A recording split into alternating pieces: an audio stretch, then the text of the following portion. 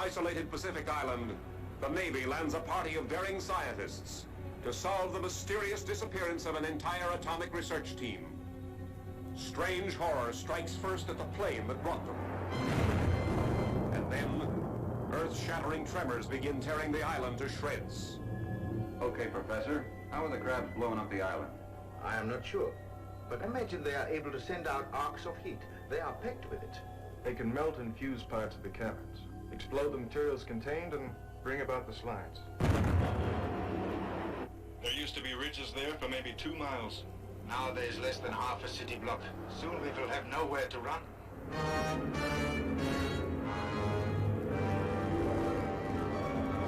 Fathoms deep among the terrors of the mighty Pacific, daring skin divers brave undersea perils that stagger the imagination.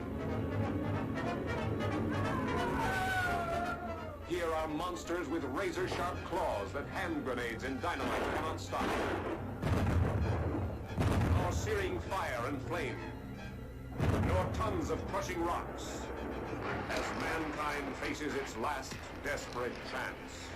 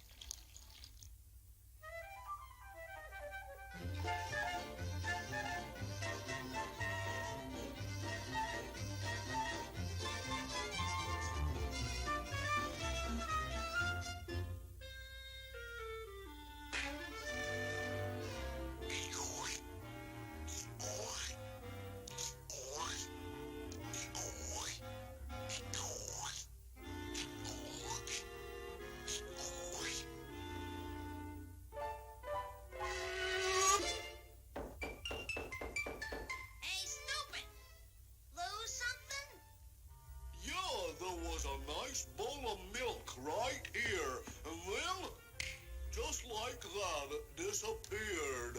You don't say. I was sure hungry for that milk, 'cause my stomach's empty. Yeah? Let's take a look.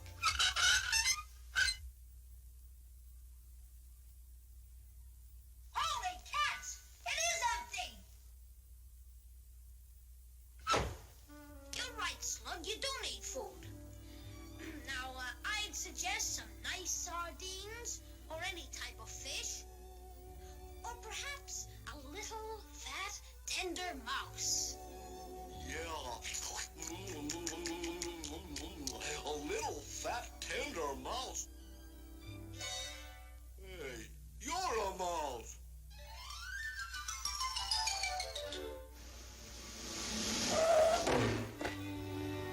Hello, jerk. Come on over there, oh, get you, come on over there, you mouse, come on, up, get you over there, come on over there, I say, come on over, mouse, go over there. We'll get you, come on out now. We'll get you, you mouse, come on. Come on out, you uh-oh.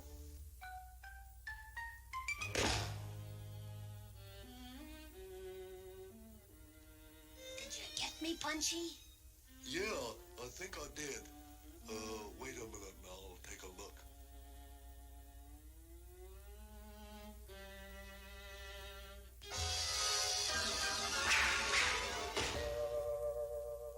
Hello again.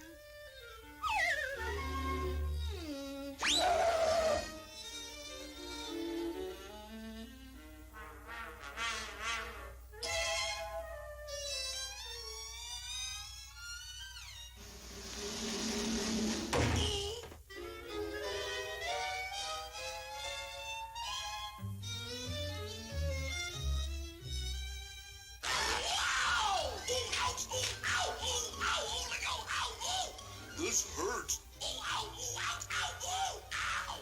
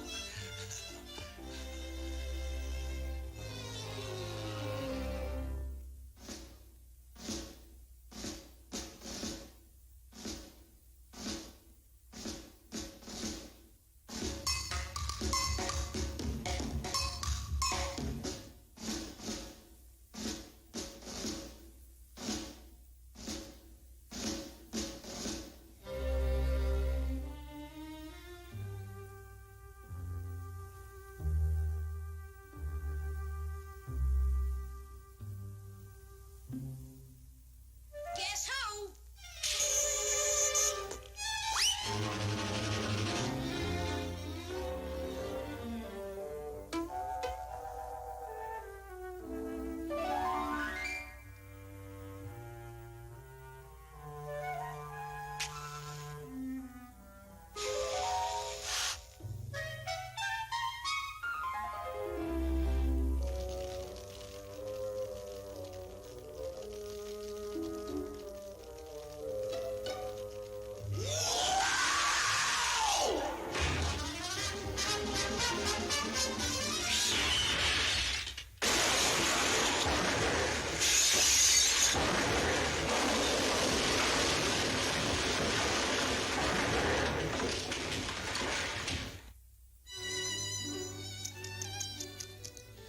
Too bad.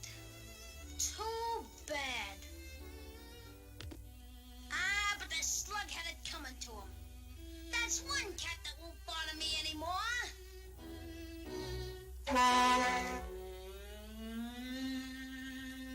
Whoa! A ghost!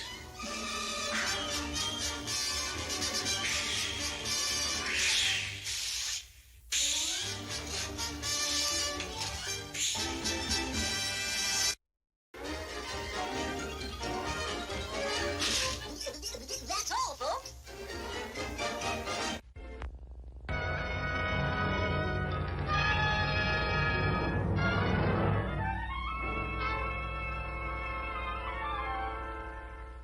Supposing a more powerful form of royal jelly could be obtained. From the queen wasp, for example. Socially, the queen wasp is on level with the black widow spider. Oh, no. There might be danger. Those are my terms, Mr. Central. Janice Starlin will be your next guinea pig.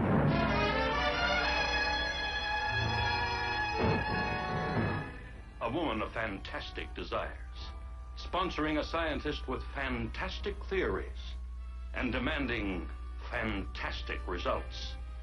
How old do I look? Tell me! How old? 23.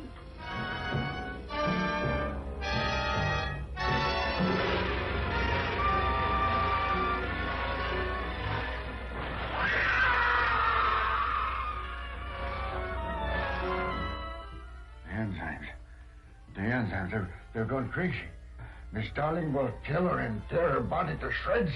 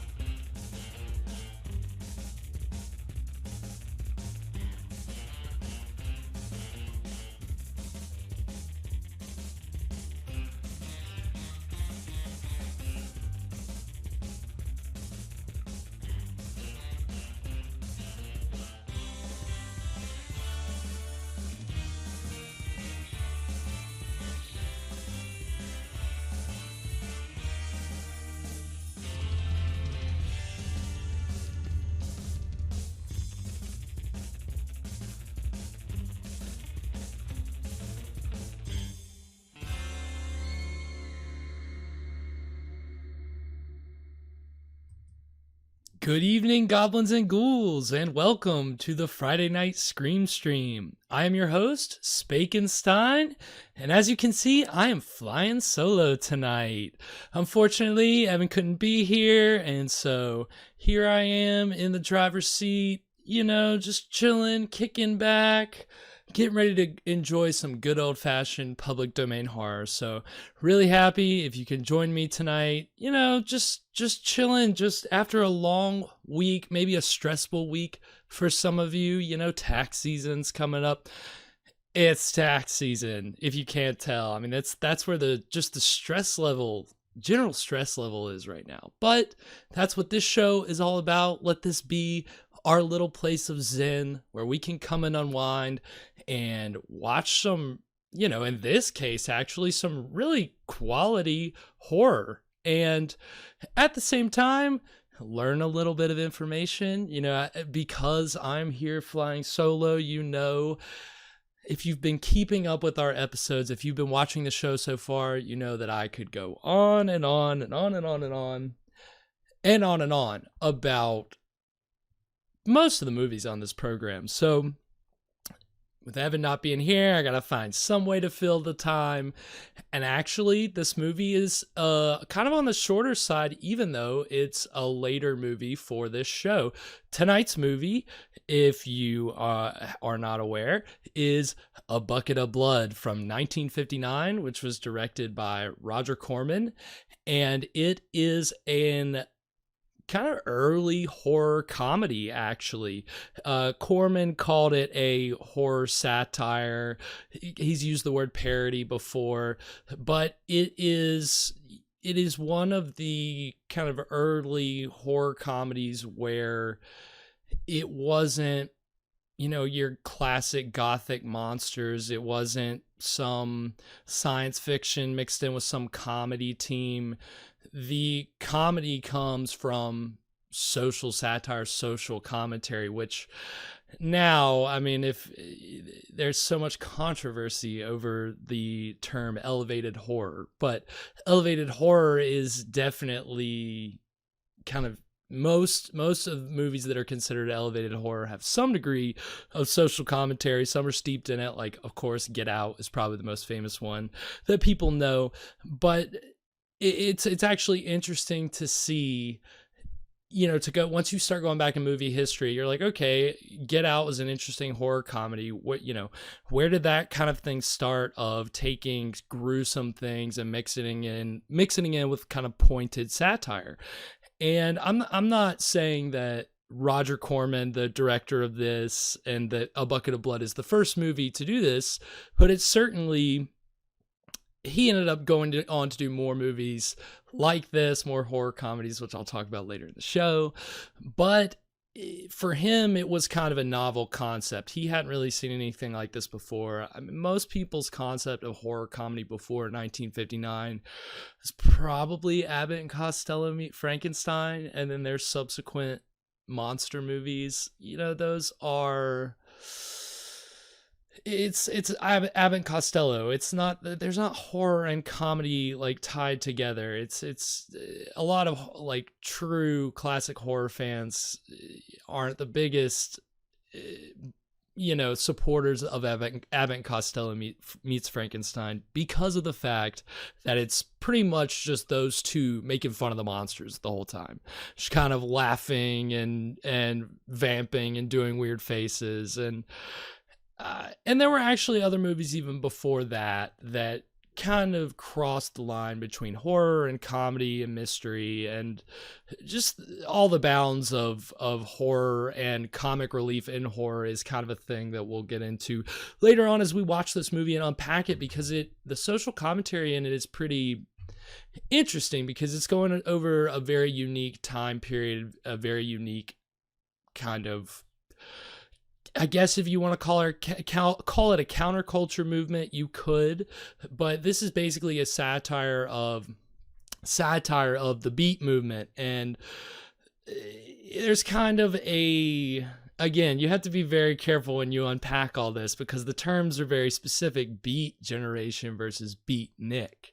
And so it's a whole thing to get into, but beatnik is very much, when you hear the word beatnik, you have a very defined image of in your head, and it's somebody with sunglasses and doing poetry, and they're smoking a cigarette, and they're wearing all black. I mean, when you hear the word beatnik, you can conjure up images in your head, and a lot of that comes from pop culture's representation of what their idea of the beat generation was. The beat generation did not like the idea of beatniks. And so it's a whole thing that Roger Corman decided here. He wanted to make fun of the beat coffee house movement. And so what we get is a story that takes place in a beat coffee house, and it's about a busboy who he's inspired by the beat poetry and all the artistic stuff going around this coffee house, because coffee houses were kind of the center of the artistic beat movement. And so this busboy is inspired to get into art, and he ends up taking a pretty gruesome route. I won't give anything away. It's a lot of fun. If you saw our terror episode, we were talking about Roger Corman. He was the director of The Terror, which I think was episode 5. That had Jack Nicholson and Boris Karloff. That movie came after the one we're going to watch tonight. And again, with The Terror, Roger Corman did some of it, not all of it. This is a movie Roger Corman did the whole thing. It was his brainchild. He had a writer. He wouldn't write these things himself. He'd kind of come up with the ideas, hire a writer, say, I need this in a week or 2 weeks, because there's always some crazy circumstance, which with this movie, there were crazy circumstances, which we'll get into later. That's the fun thing about Roger Corman's movies. That's why, hey, guess what? Even without Evan here, there's plenty for me to talk about with Roger Corman, because least of which, and I think I pulled this out last time, I got the autobiography. I mean, it's, depending on what you're looking at. I look at Wikipedia too. You find different conflicting sources, different things, but that autobiography has definitely given me a lot of insight and context into this movie and Roger Corman's other movies, that when you put it into perspective, it's just kind of crazy.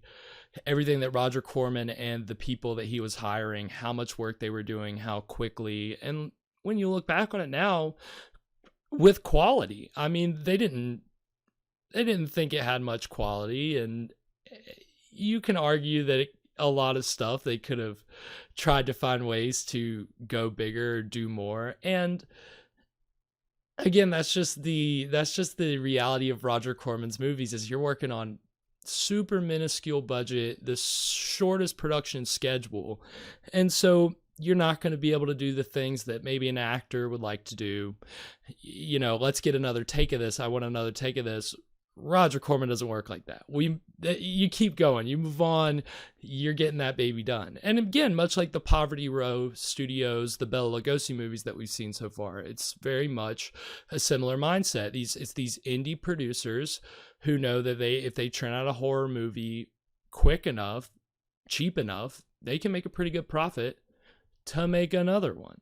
And Roger did that. And so we'll get into that. It's a lot of fun. And yeah, if you're playing the drinking game tonight, we haven't been on top of that again when Evan and I are here running the show. We can't play the drinking game, but didn't pull up the rules last time, so hey, might as well give a refresher on the rules. Screaming, laughing, drinking, kissing, it's all here. You'll see it all. Killing. Again, it's a cool thing about this movie is that for 1959, you're starting to break out of the production code. You're starting to get things that you wouldn't see before. The title, A Bucket of Blood, I'll go ahead and tell you now, it delivers on the title. And if you would have tried to put out a movie called A Bucket of Blood that had a bucket of blood in the early 50s, you would have probably, even then, you probably would have had a little bit of trouble. But no trouble here. They do it. They deliver on the title, so you'll get to see that. And so let us not forget, even though Evan is not here, I think I've really enjoyed, and a lot of our viewers have really enjoyed, the weekly segment that Evan has been bringing to us called "What Were You Drinking?" And he said, you have to say it the right way or the pun doesn't work, as Evan likes to say. So if you follow us on Instagram, which if you don't, we're at Scream Stream Show, go look us up. The drink for this evening is called Bucket of Blood, because it is a Scream Stream original. And so tonight's drink is actually inspired by Bloody Marys. In doing research for this week's drink, I'm a very literal person. So I'm like, okay, is there already a Bucket of Blood cocktail out there? So I look it up. And one of the first things that pops up is this Esquire magazine article. And it said that, the Bloody Mary was originated at this like New York bar in France, which I'll let you guys unpack all that New York bar in France. But that was where Bloody Marys were developed, and apparently they were originally called Bucket of Blood. So I thought that was pretty cool, but I didn't just want to do a simple Bloody Mary. So I said, all right, well, what are some variations? What's out there? So there's a popular variation on the Bloody Mary called a Red Snapper, which I had never heard of before. If you guys know what a Red Snapper is, it is, it's basically a Bloody Mary with gin instead of vodka. Vodka is usually what you get in a Bloody Mary. We got gin in this instead. What else we have in this that you don't normally get in a Bloody Mary is red wine. I think on the Instagram ingredients, I think I had a particular kind of red wine, but I didn't have that. I couldn't go to the store. We had red. That was the important thing. So a little bit of red wine, a little bit of gin, some tomato juice, some lemon juice, some Worcestershire sauce. I'm not even going to attempt to say that word again. You guys know how hard that word is to say, so I won't even attempt. Salt and pepper, and you can use whatever garnish of your choice. I didn't really have any kind of a garnish. I mean, it's your bucket of blood. You put whatever you want into it. If I could have put some eyeballs in here, something, I would have tried. But, again, on top of everything else, I figure you got to make do. So this is a bucket of blood. And I'll go ahead and give everybody a big old cheers.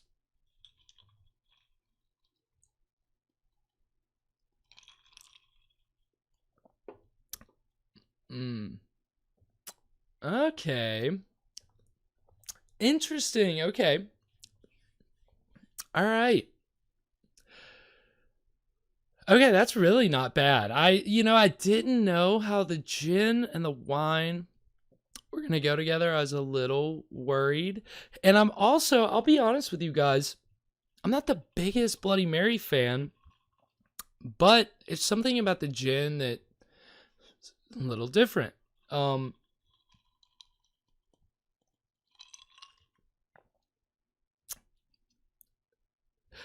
also think the wine makes it a little sweet too. I think the wine gives it like a nice sweetness, which is interesting. And I'll tell you, I have a whole history with Bloody Marys. It's been a while. Let's just say it's been a while since I've had one.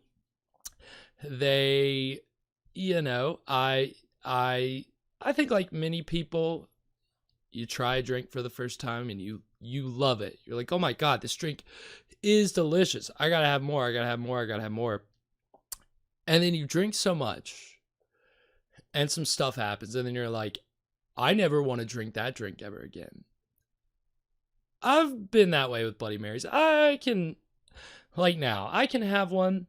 And it's actually a nice pick-me-up. Because I'll be honest, in the evenings before the show, start getting tired, start getting sleepy. So I always need like some caffeine, something before the show. So it's like, okay, get a little hair of the dog at the beginning of the show. It keeps things going, keeps things interesting. So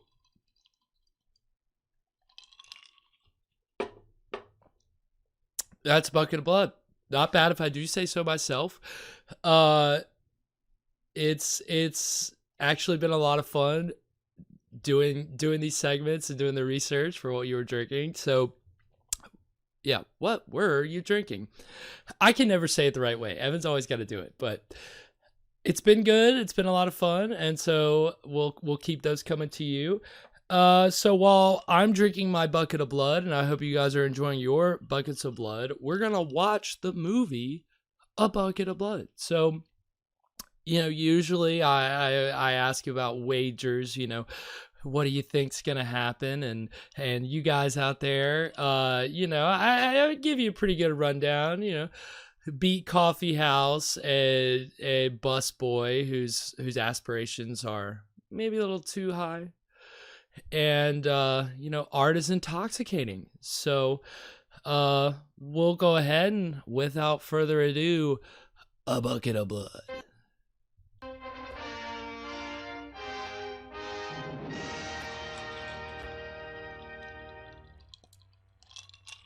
I will talk to you of art, for there is nothing else to talk about, for there is nothing else. Life is an obscure hobo bumming a ride on the omnibus of art. Burn gas buggies and whip your If that sounds like nonsense, it is. I mean, again, remember, this is all supposed to be parody. So, I mean, to an extent,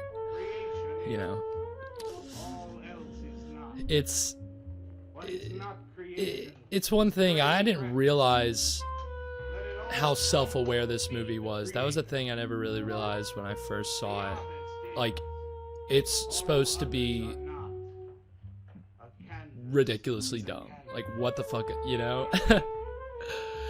But it's pretty on the nose parody, I will say. A sound is a sound, or is music. A creature is a creature, or an artist. Charles B. Griffith would write a good number of Roger Corman movies, and he always makes them very funny. They were not born before they were born. They were not born. Where are Leonardo, Rembrandt, Ludwig? Alive, alive, alive. They were born. Bring on the multitude with a multitude of fishes. Feed them to the fishes for liver oil, to nourish the artist. Stretch their skins upon an easel to give him canvas. Crush their bones into a paste that he might mold them. Let them die. And by their miserable deaths become And like, as you can tell, the fashion here, I mean, you look at this guy, you look at this character. I mean, I'd rock that fit, honestly. The cowboy hat, you know, I mean, to have a jacket like that, I count myself pretty lucky. Swim on, you maudlin, muddling, maddened fools. So, obviously, you can see this busboy here. This is going to be our main character. And the actor's name is Dick Miller, who would be in a lot of Roger Corman movies. He was in The Terror. He played the butler, Boris Karloff's butler in The Terror. This is a much different role than that.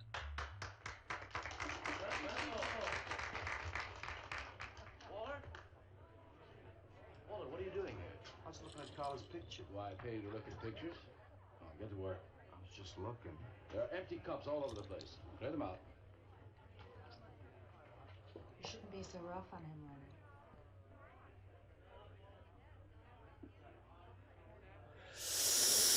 I think that was a bit of a yikes. I mean, you can't just go up and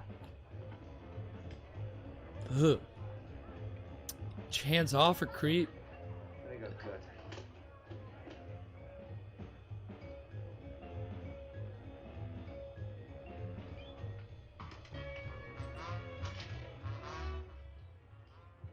Yes, man. How you making? Fine, man. How about you? And again, remember that, so the Beat generation and that whole counterculture movement preceded the hippie movement, but you're already seeing, hey man, how's it going? You know, it could be worse. I don't know that the word cat is used too often. I could be wrong. Nails in a couple of hustlers. One of them short, fat, brunette, named Skinny. The other one was short also. She was bleached and skinny. Name of fat. Probably didn't get it. They didn't give any pictures though. Guess you can keep an eye on them. Okay, any hits? Well, Jerry Sachs looked like he was straight. I'm sure he's on it anyway. Didn't see any pushers around the place. Lou said he'd check out on Jerry. He'll sound him out later if he gets any higher. I guess that's about it. Okay, So there's a lot of drug lingo. That was another big defining thing about the Beat movement was drugs and expanding your mind. And so we get a whole subplot here about cops who are staking out this coffee house. Feed them to the fishes for liver oil to nourish the artist. That was word for word. Is it? I've forgotten. You mean you don't remember your own poem? I refuse to say anything twice. Repetition is death. It's just the most ridiculous lines from him. Severing it from the other end of your life. I believe only in new impressions, new stimuli, new life. I thought you believed that life is an obscure hobo bumming a ride on a... I do believe that, Walter, but I also believe creative living. To be uncreative, you might as well be in your grave. You can see where we get a lot of the crazy roundabout logic that we get nowadays. Everything started going off the rails. He's just about gone. Walter has a clear mind. One day something will enter it, feel lonely, and leave again. Too much. So pretentious, the most pretentious. William and me will show you. We'll introduce you to some wild one. You may even discover an artist of your own. And how much is that going to cost us? What cost? A couple of bucks. You want to meet some beatniks, don't you? Oh, no, it's the artist. I'm just crazy about artists. All that is comes through the eye of the artist. The rest are just blind fish swimming in a cave of aloneness. So you see, Walter's a bit of a lurker, a bit of a linger. That he will be satisfied. The artist is. All others are not. That's most intriguing. Are you a painter? Well, no, I'm working on something that's not ready yet. What is it, man? Finger painting? Draw me a picture of a house, Walter. Make some smoke coming out of the chimney. Well, I am working on something. I'll show you soon. Walter? His character's name is Walter Paisley, which is a pretty good one.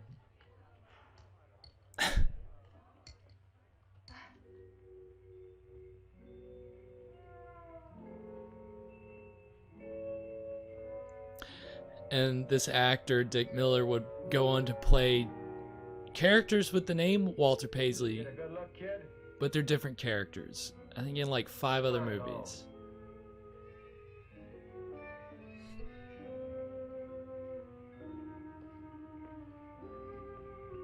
He would go on later to be in a lot of Joe Dante movies. He was in like Gremlins. He was in both Gremlin movies. He plays like a neighbor who gets like attacked by gremlins. And Small Soldiers, which is a particular favorite of mine. If you've seen Small Soldiers, he's like the toy delivery truck driver. Hold on, Mrs. Swicker. Oh, Roger, you look awful pale. What'd you have to eat tonight? I had a salami sandwich, Mrs. Swicker. Oh, if you were my son, why don't you let me fix you a nice bowl of soup? Won't take but a minute. Oh, it's okay. I can fix myself something. Besides, I got... So she was actually, she's the grandmother of the screenwriter. She was like an old vaudeville star, and she was in a couple of these Roger Corman movies. Tell him that? I mean, do you think he'll understand? He's only a cat. Good night, Walter.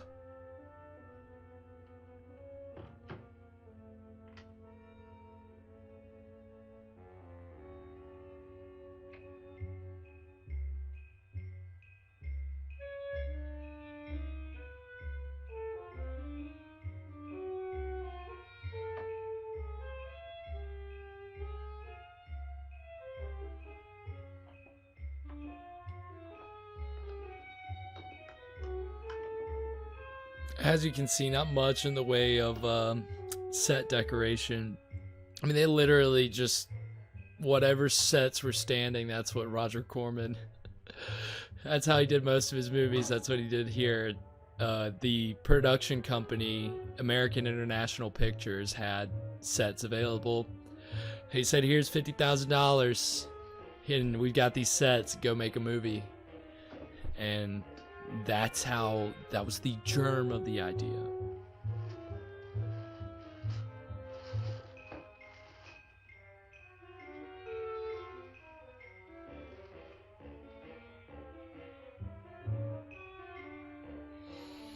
And you know, the music is pretty good here too, this jazzy music. I like it here. I will say, when we watch some of these other Roger Corman horror comedies down the road, it's like the same goddamn music. And Roger Corman even admits, like, the guy just used the same score for all 3 movies. And so, it's always funny when you hear some of the same cues and stuff over and over and over again. It's good here, though, because I think it was actually probably done for this. Frankie?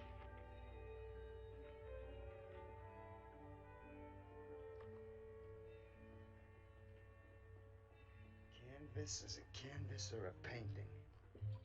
A rock is a rock or a statue. A sound is a sound or it's music.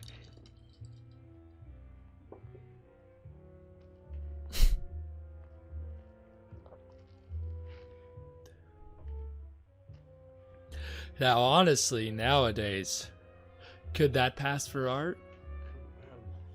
Who knows? Depending on your clout.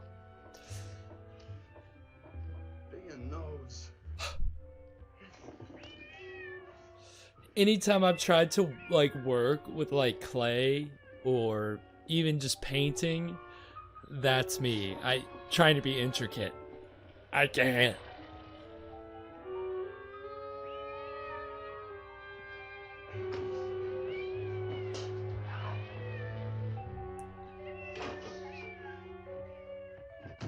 Frankie, shut up! Oh, what's the matter, Frankie? How'd you get yourself stuck in a wall? Wait a minute, I'll get you out. Warning if you're sensitive about, you know, you'll see what I'm talking about. Frankie? Frankie? You alright, Frankie? Which, I mean, I think there might have been some other ways besides just jamming a knife into the wall, but...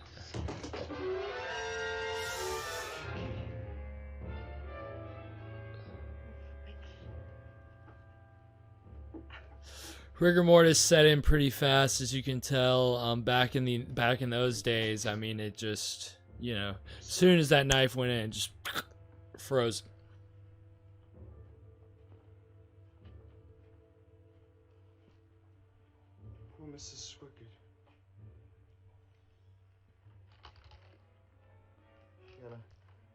fresh piece of halibut for you.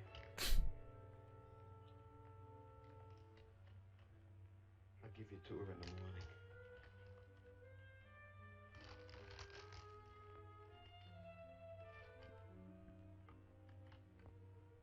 Repetition is death, Frankie.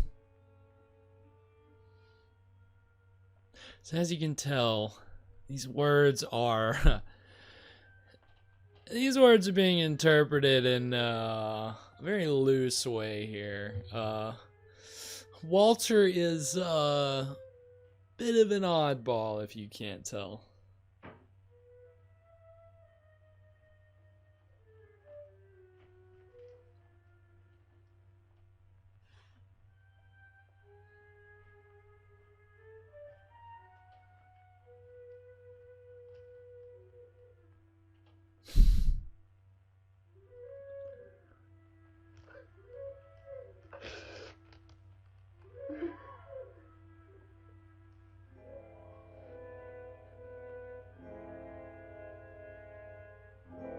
Can you say stock shot?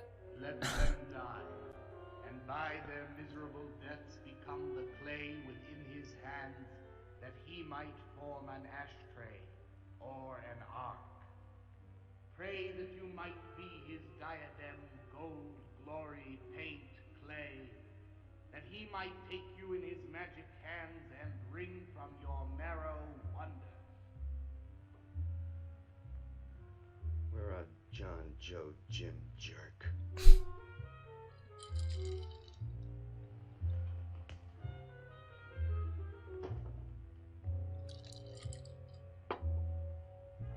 Dead, dead, dead.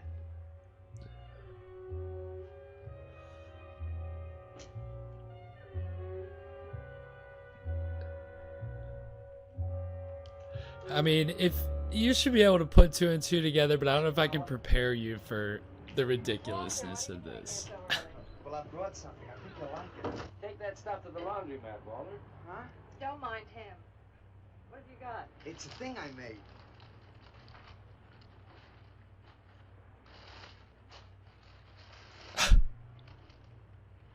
Walter. You like it? What you got? Oh, come look at this, Lenny. Where'd you get that, auction? I made it. You made that? I said I did, didn't I? Walter, it's very good. Honest? Honest. What's it called? Dead cat? Dead cat? That's its name? Sure. Well, I mean, again, hey, I can't chide Walter. I, too, am a very literal artist, alright? Like, people out of the place. it is what it is. Tremendous. Look at the tail. The anatomy's perfect. Look at the expression on its face. How come you put a knife into it? I didn't mean to. Just got carried away, huh? Well, all right. I'll tell you what I'll do. I'll put it in the corner of the alcove. If it sells, we'll split 50-50, okay? Sure. Does this mean I'm an artist?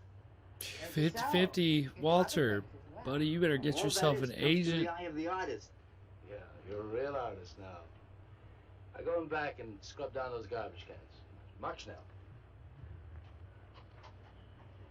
You really like it? We like it. Now go on. As you can tell, this is starting a vicious cycle. When you tell people that you like something, and maybe you should question it just a little more, it's always bound to get out of hand. How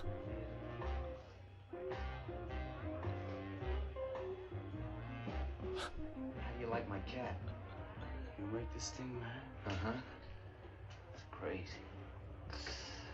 Crazy. You want to buy it? For me, man? I'm tapped. I mean, it's He likes my cat. Got to work. I think you can certainly find modern equivalents to some of this culture, some of this counterculture we're seeing here. Hey, congratulations, man. Walter, you're famous.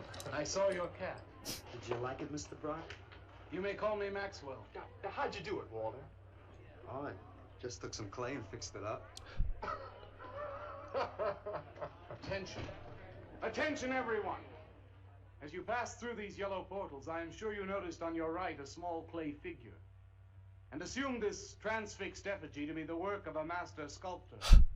And indeed, so it is. That master sculptor is in our midst. He is none other than Walter Paisley, our very own busboy, whose hands of genius have been carrying away the empty cups of your frustration. Mark well this lad. His is the silent voice of creation. Within the dark, rich soil of humility, he blossoms as the hope of our nearly sterile century. I mean, Bring me an espresso, Walter. I think it's designed so you want to punch him in the face. You are in. Oh, Walter, it was wonderful. This is my man. Play that's the most extras Corman's had in a scene and that I've ever seen. Hey, Pops, what's happening? Making a big scene for Walter. Who do you Scene. Made a cat. Out of clay. See you around. Yeah, later. Later. Hey, I do that. Wait, hey. Will somebody clear this table, please? Will somebody clear this table? Every artist has to have a day job. It doesn't go away no matter how good you You are. hear them, Mr. DeSantis? They all like my cat. Yeah, very good. Now, look, Walter, you must be tired. Why don't you take the rest of the night off? Huh? I don't- No, you gotta come in. Besides, you're creating an incident. When people are applauding, they don't order coffee. So go on home and work. Coffee. Make another cat. No, I don't. I haven't got another cat. Well, just go to the movies. Please, Walter, go. All right, Mr. DeSantis. Good night. GTFO, Walter. Walter? Walter, wait a minute. Oh, hello, Naolia. Walter, I dug it. My cat? It was the most wonderful, wildest, like, wittiest thing I've ever seen. Like, Walter, you've done something to me. Something deep down inside of my prana. I have? Oh, Walter, I want to be with you. You're creative. You've got a hot light bulb glowing inside of you, and I want to be warmed by it. Gee, that's nice of you, Naolia. so intense. Walter, take me away from here. Take me away to some cool blue place. Gas me. I can't. I gotta go home. Oh, then I'll go home This is with you. pretty raunchy, suggestive dialogue for Isn't there 1959. anything I can do for you? I don't think so, Naolia. Oh, Walter, I can't let you just split like this. I've got to do something. I've got to contribute. You don't have to do anything. Wait. Wait, there is one thing I can do. One little thing. Don't leave, Walter. I want to give you something. Something that'll make you remember me.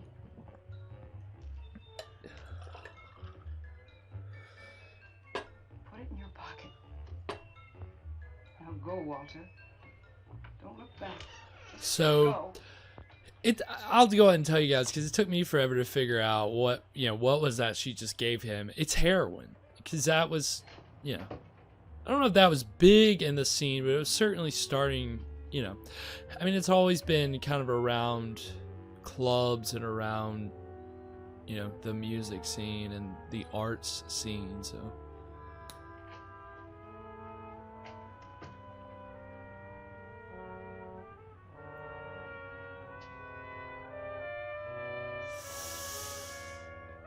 All right, and that takes us to the first break. So that was the third of Bucket of Blood. And like I said, it's kind of weird that for 1959, this is actually on the shorter side for the movies that we show. It's an hour and 5 minutes. So and we've already moved a quarter of the way through. But I mean, we haven't gotten the Bucket of Blood yet. But we got some character building going on, and hey, I've in my other work as like a script analyst and and especially focusing on horror scripts specifically, character work is way more important than some people want to give it credit for. So taking the time to kind of show you how Walter goes from this pathetic busboy to, and it's kind of the whole humor that we even see it nowadays, the idea of somebody who is totally not equipped to be put on the spot as like a representative of some movement, but it happens and they get propped up by all these other people around them who are like, this is the guy. And it just always ends up being way more below that simple, unassuming exterior. And it's, again, I think anytime you're gonna do social commentary, you're gonna kind of step into areas where you're touching on material that is still going to be relevant 40, 50, 60 years down the road, like this is. I mean, if you don't know what parallels I'm referring to, I'll leave it to you to figure out. But suffice to say, it's just interesting to, like, this movie is kind of singling out this whole idea of somebody who's kind of deranged getting put into a place of power. That's always an interesting story. I mean, examples are not coming to me right away, but there's certainly been done a lot in film and television, and then you find that a lot of the time it very much reflects what's going on in real life. And so it's interesting that, again, like I said at the beginning of the show, to see Corman do this early, to kind of be like, oh, let me put horror and satire, social commentary and parody, let me put all that together and see what I get. And so Walter's body count right now it's a cat. You know, I'm not a cat, it's a cat, but clearly it's a gateway. Cats are just gateways to larger animals. You know anything about true crime, if you're a true crime person, and you know how it starts, you know how these things spiral out of control. So it's what you're in store for the exciting second act of A Bucket of Blood. But when we go to the break, we're going to get 2 trailers from the other horror comedies that Roger Corman directed and produced. And again, like I said, this was his first horror comedy, and he enjoyed doing this one so much. He had so much fun on the set. He said that it was just very much like a fun party atmosphere, because it was crew he had worked with a bunch. It was cast he'd worked with a bunch, because I don't know if I've put this in perspective yet, but Roger Corman had been directing films for 5 years at this point. He had already directed over 20 movies. Over 20 movies in 5 years, which is absolutely bonkers to think about nowadays. But he just went from one to the other to the next, and he kept his shooting schedules so tight. And most of his films, he said, before Bucket of Blood, were shot in 6 days. Bucket of Blood he was able to shoot in 5 days. Like I said earlier, $50,000 the budget, 5 days shooting schedule. I mean, again, you got to appreciate what they're able to do here with the little that they have. And so it was just a lot of fun, really, for Roger Corman in these environments, even though they didn't have much. And that they were able to get creative and able to have fun. So he said, I want to do more. So he did, the movie he did after this, the horror comedy, was called Little Shop of Horrors, which most of you know, the musical, The Little Shop of Horrors. Before that, it was a Roger Corman movie. If you didn't know that, mind blown, hopefully. Roger Corman got the same screenwriter for Bucket of Blood, Charles B. Griffith, And Roger Corman said, I want to do the same thing for Bucket of Blood. I just want to, let's change some details. So that's what Little Shop of Horrors is. It's about a lowly employee who has bigger aspirations. And so he's inspired by what's around him to go big. And unfortunately, it leads to murder and, you know, a lot of mayhem. But that movie arguably has a greater cult reputation than Bucket of Blood. I think certainly Little Shop of Horrors is more well known than A Bucket of Blood. And then after Little Shop of Horrors, Roger Corman said, I want to do another one, but let me do it while I'm in Costa Rica shooting 2 or 3 other movies. So while he already had these 2 or 3 other movies that he was shooting simultaneously in Costa Rica, or maybe it was like back to back, he's like, let me add another one. So it's like the same thing. It's like a 5-day shoot. And that one is Creature from the Haunted Sea, which is kind of a remake of a movie that, I don't know if Corman directed it, but it was came a couple years earlier, called Beast from Haunted Cave. But Creature from Haunted Sea is, again, it's actually just a parody of monster movies. A lot of like the kind that Roger Corman did before he started getting into the parodies. He did a lot of Attack of the Crab Monsters, It Conquered the World, a lot of, you know, sci-fi, big giant monster movies. So Creature from the Haunted Sea is his parody of that. And it's a ridiculous one. The monster in that, that monster is in our opening title credits. The monster that comes out of the sea and grabs that lady. And so you'll see both of those trailers. And when we come back, we will go just a little bit more into Roger Corman and the making of this film and his other horror comedies. And then we'll get into the exciting middle of A Bucket of Blood. So we'll be right back. Feed me. Oh, take it easy, Dracula. What do you think I'm carrying here, my dirty laundry?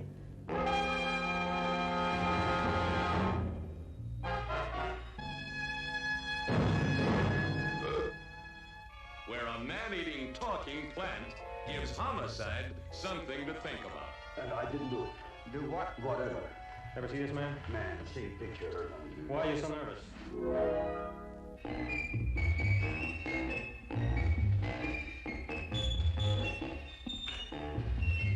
Oh, boy, you kiss good, Audrey.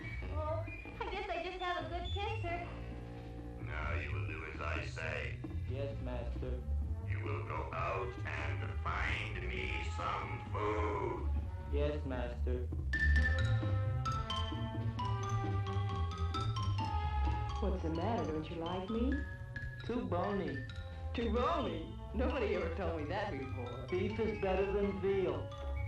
Ah, you're such a dodo. What do you call this? Chopped liver?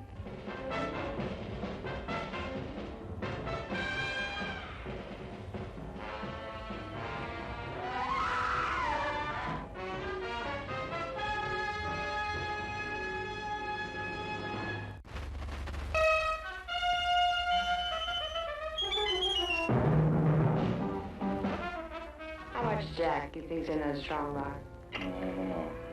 There's plenty of Cuban sugar, though. Here's what happened. The general beat his friend Castro to the Cuban treasury. The strongbox is now on this boat. So are a deported American gangster and his mob. And lurking in the depths is the creature from the haunted sea. You're crazy mixed up kid. I'm perfectly adjusted to my life of crime. Don't worry, Mary Bell. I'll save you.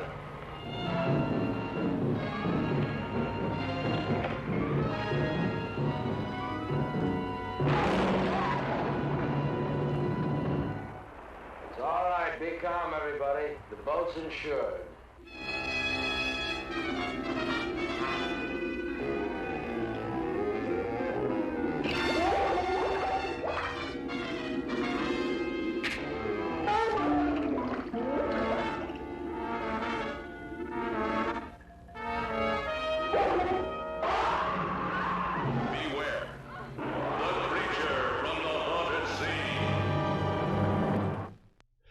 And we are back, Goblins and Ghouls. So those were the other two horror comedies that Roger Corman produced. And as you can see, especially with Little Shop of Horrors, I mean, I think that comedy's pretty apparent from the trailer.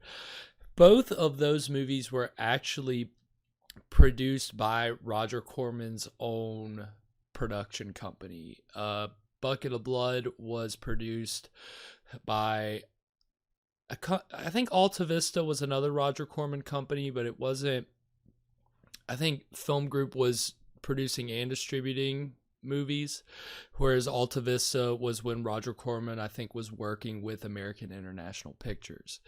And so the other two movies he did through his own company, and it's funny because most of those movies that Roger Corman did from his own company, Film Group, those are in the public domain. That's why we'll get to watch Little Shop of Horrors. We'll get to watch Creature of the Haunted Sea, because for whatever reason, I don't know if they didn't put the copyright notice on the credits. I don't know if they didn't file copyright originally, but both of those films ended up in the public domain. I don't know how Bucket of Blood also ended up in public domain, because, I mean, it's weird with American International Pictures. Some of the movies that they produced and distributed are in the public domain, some aren't. It's always something weird or strange. But with, with Bucket of Blood, it confuses me a little more, just because American International, I mean, again, most of their stuff they were able to hold on to the copyright of, but for whatever reason, it's in the public domain. I first saw it in on a VHS tape when I must have been like 7 or 8, and it had Bucket of Blood, and it had like Giant Gila Monster or some other public domain horror movie also on the same VHS tape. And when I first saw Bucket of Blood, I mean, I had seen Little Shop of Horrors before that, and I thought Little Shop of Horrors, even as a kid, I thought that was pretty funny. I didn't get the beatnik stuff. I didn't get the parody and the satire in A Bucket of Blood when I was a kid. It was kind of like, you're waiting for the gruesome stuff to happen. You're waiting for the Bucket of Blood. And it's close. But, you're expecting the more sensational things as a kid. When I got older, I think, once I was in high school and I saw it again, then you start to see how some stuff is kind of funny. It's like, oh, that's kind of odd. Like, I wonder if they knew that they were making that choice. And later on, you watch it in hindsight and you're like, oh, okay, yeah, it's a parody.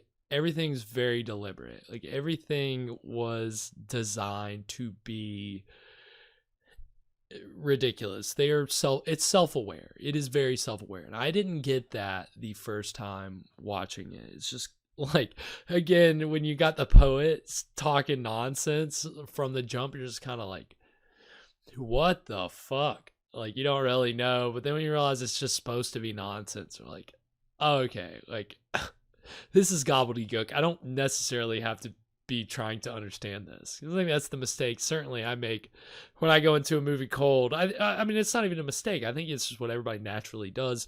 You're trying to connect the pieces. You're trying to put it together. And yet, for some reason, things can just be very slow, or just not, it's like, I don't really know where this is going. And so you get that a lot in these old movies, but like I said, here, because it was horror comedy, it works on different levels. They're doing different things, and they know what they're doing. It's interesting to see. You can kind of dig into it in a different way. So I'm gonna stop yapping, and we're gonna get into the exciting middle of A Bucket of Blood.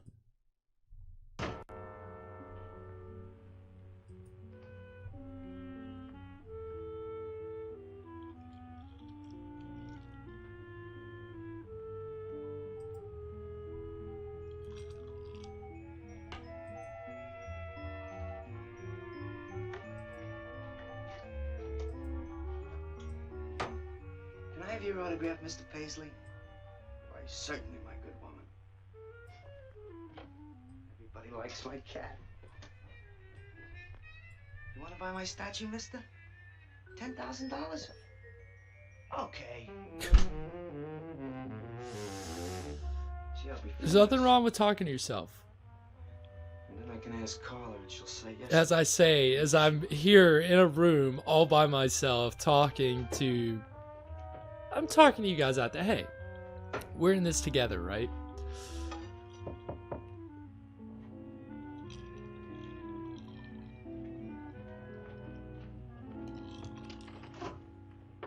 Hello, Walter. Oh, hi. Hey, you're Lou, ain't you? I seen you down the yellow door plenty. Come on in.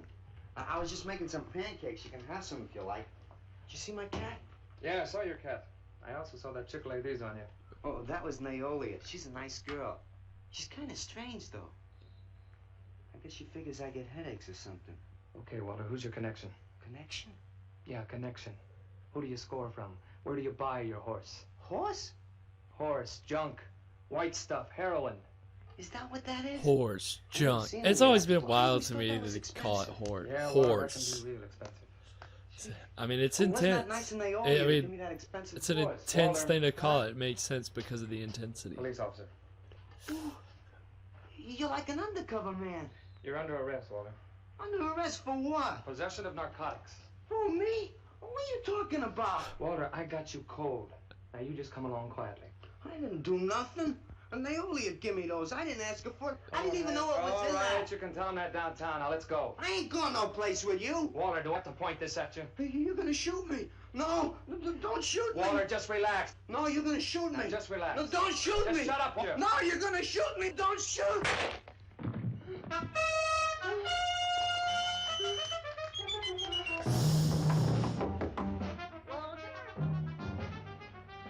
I mean, hey, seeing blood on a murder weapon like that after, I mean, that's, you know, it's new. I mean, this is a year before Psycho. You've got, really got to put that puts a lot in perspective when you think about it.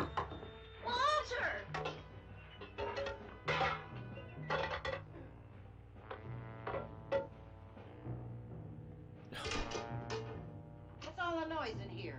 Noise, Mrs. Swickett? What noise? Don't tell me I didn't hear a ring.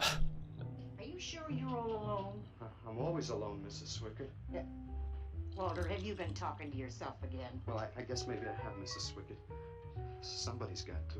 Walter, you know, what you need is a girl. But she doesn't have to be pretty, just so long as she takes good care of you. Well, I can take real good care of myself, Mrs. Swickett. Yeah, I can see that. Look at Come this on, you cat. got rights, Walter. Don't let your Did you ever landlady clean just it up? snoop And when around did your you change these place. sheets last? They look like they're alive. Mrs. Swickett, I gotta meet some friends in a little while, and I gotta take a shower. Well, why don't you clean up if you don't this mind. stuff? Oh, please, What's the Mrs. matter? Swickett. There you go. Kick her out. Get her out of there.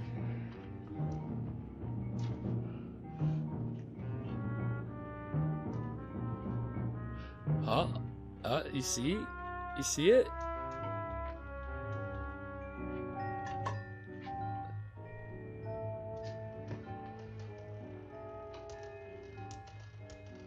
You hear that? But if you'd have shot me, you'd be mopping up my blood now. I can't help it if I got scared and hit you. I didn't mean it.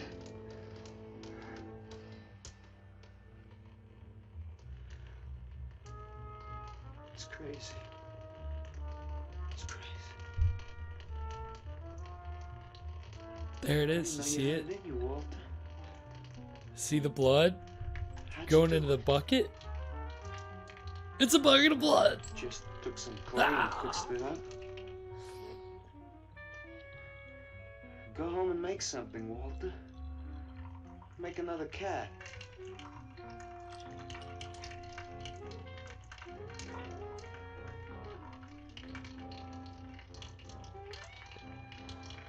But I haven't got another cat.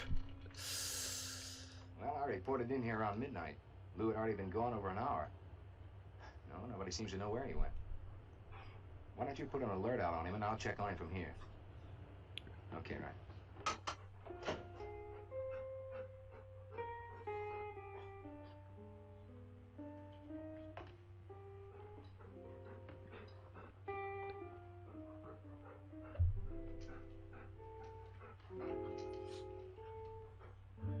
So he was the ship captain in that Creature from the Haunted Sea trailer.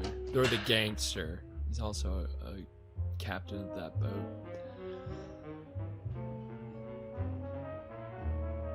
He was in some of the Roger Corman, Edgar Allan Poe movies.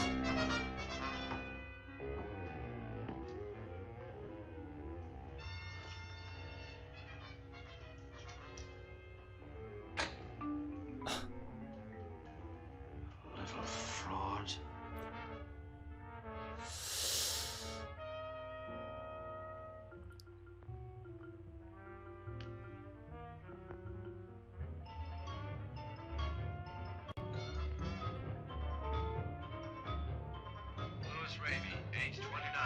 Putting out the APB.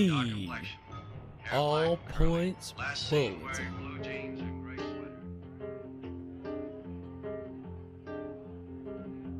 Tim Evans was a murderer, all in his prison cell.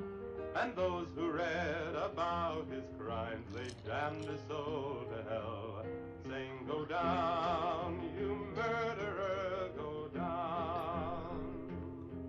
For the murder of his own true wife and the killing of his own child, the jury found him guilty. This is obviously, this is, you know, the folk music scene was tied in here to Bob Dylan and all that.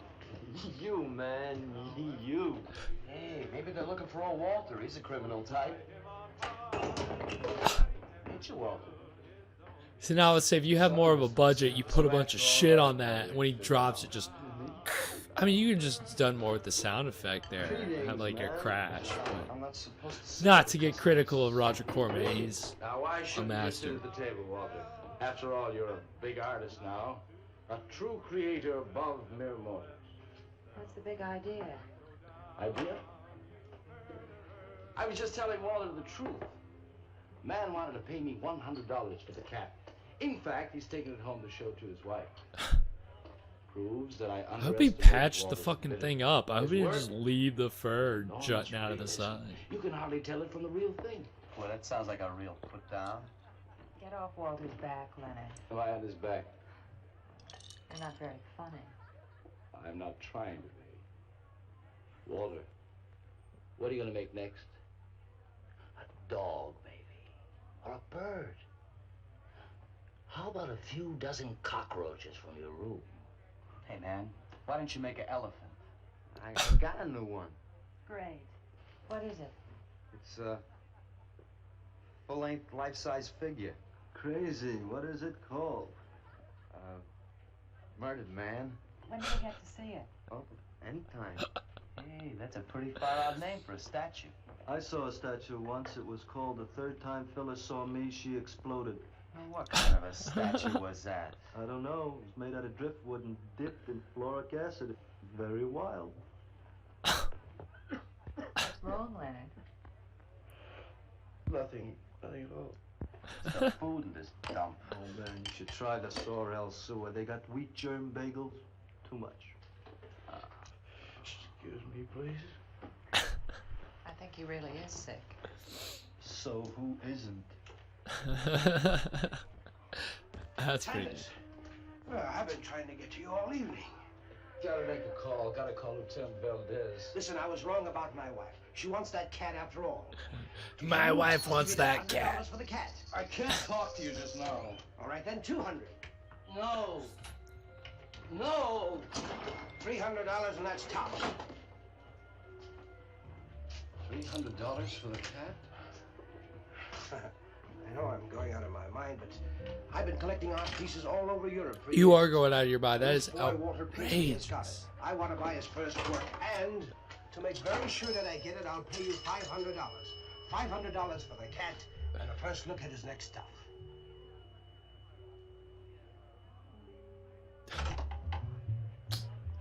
Cha-ching! Like you can hear the cash register sound from the phone rings. Oh, thank you, sir. I think I've made a bargain. Call me when you're ready. Good night. Leonard. feel better? Listen, I'm going over to Walter's later after the place closes to see Murdered Man. You feel up to coming along?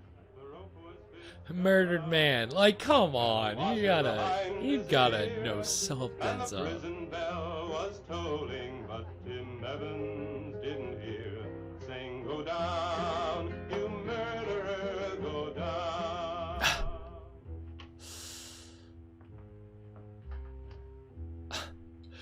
I guess he wasn't expecting the company. Size of it. Well, it's not really that big. I got it on kind of a stand. Well, let's see it. I'm a little nervous. I never did a person before. You can do anything. It's always nerve-wracking showing your art to people for the first time. Oh, so giddy.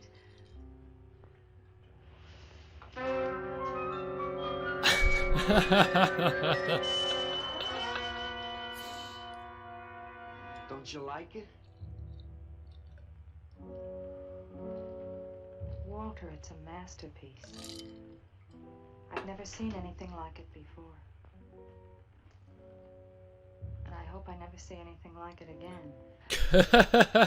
Neither do I. It's hideous, and it's eloquent. It expresses modern man and all his self-pity. Find that in yourself, Walter. Well, I never really noticed how much he's been doing with that lamp, but I think he's definitely trying to just play around with it. Never seen anyone so squeamish. What's your opinion, Leonard? Don't ask me. Oh, come on. Now even you must see its value. Do you think that you or I could have conceived of such a thing, much less executed it? Oh, then Could you or I have conceived of such a thing? Then let's take it down to the yellow door. No. Why not? I'll tell you.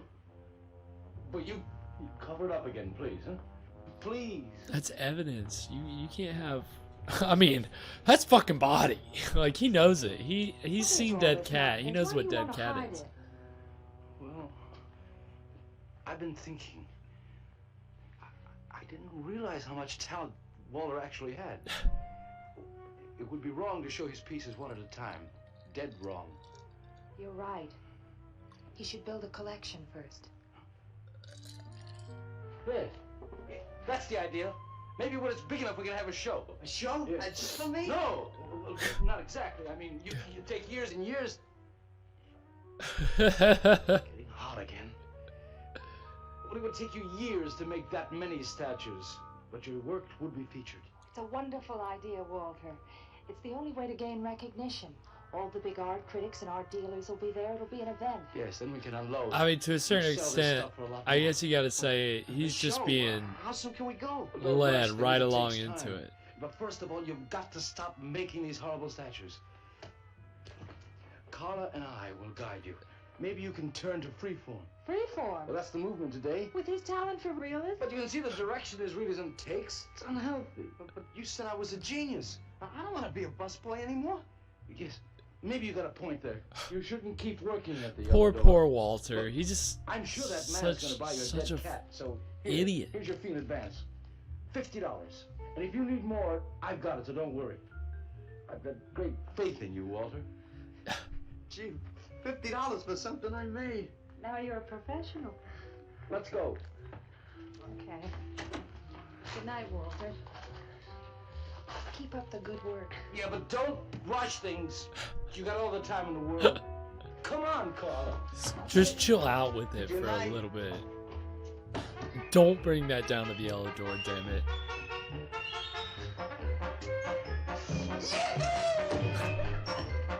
Did you holler, Walter? I'm an artist, Mrs. Stricker. Oh, sure you are, Walter. I am. Look. Good heavens.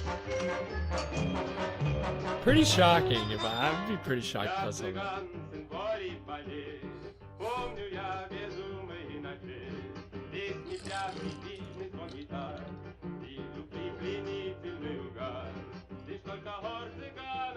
One of the greatest advances in modern poetry is the elimination of clarity. I am proud to say my poetry is only understood by that minority which is aware. Aware of what? Why not of anything, stupid? Just aware. That's a little too on the nose. Feel like a lineup. Yeah, baby. If it don't cool out pretty soon, I'm gonna haunt somebody else's joint. We may have to start drinking. Отзвучали песенки цыган, давно закрыть любимый ресторан. Yes, man. Yeah. That's my man. Yeah. I mean, you get a little bit of confidence and you just... It happens. I mean, the life of an artist. Sylvia, didn't you see me wave my Zen stick? Oh, it's Walter Paisley. The Give me a cappuccino biggest and a piece of eye fried roll. cheesecake and a bottle of Yugoslavian white wine. Yes, sir, Mr. Paisley. Good evening, Walter. Maxwell, how have you been? I see the rewards of achievement have come your way. Well, after all, I'm a successful sculptor now. Indeed. I dig Walter the Wigger. It's coming out like you just cured cancer. Let us make the scene. Crazy. I was just suggesting to Walter that he try his hand at freeform. Why do you suggest anything to Walter? Are you the spokesman for society come to put your stifling finger in his eye? Good evening, gentlemen. Oh, now who invited these two down from the clouds? Maxwell, yoo-hoo. Clear the table, bring a bowl. I may be sick. It's Alice the Awful. Comes to spread cheer and color. Look at my suntan. We have to. Where have you been, Alice? I went up to Big Sur to look for Henry Miller. You didn't find him, I hope. No, he's in Europe. Good. Why is the bus? That's like a very I'm not the 50s, busboy 60s That's joke. right. I Walter has don't become a sculptor. know anything about. Really? I guess I'm Henry a model, Miller. you know. I only charge $25 an hour. Would you like to do me? I just might. Never mind that. Walter's gonna try freeform. There you go again. I may take my business to the Sorrel Sewer. As a matter of fact, I was going to suggest to Walter that he try a female figure. As a change from the violent death theme. He really should, Walter. You know what? If you like, I'll be your model for free. I couldn't. Not you. Quick head turn. Like, You ooh. gotta do nudes. Right. Ain't nobody an artist unless he does nude. Will you get them out of here before we wind up in night court? Oh, let's change the subject. I don't think that's a yikes. I mean, this is pretty. I think that's pretty funny. Maybe I. Much less the busboy from I don't the know.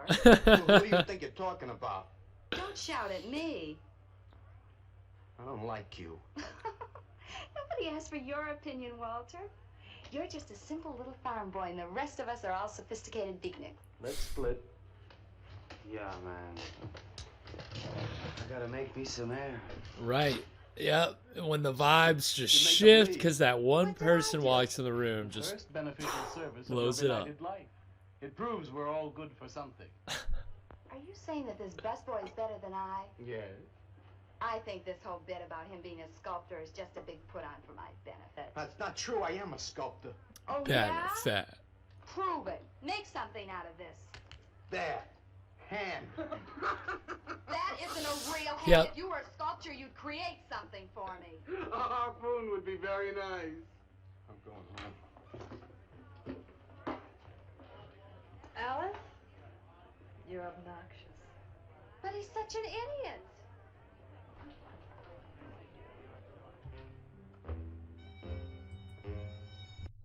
And that is going to take us to our second break. So, we got the bucket of blood. It happened. Again, like I said, they delivered on the title at the very least. I mean, would I have liked to see him when he at least dumps out the bucket of blood? Sure.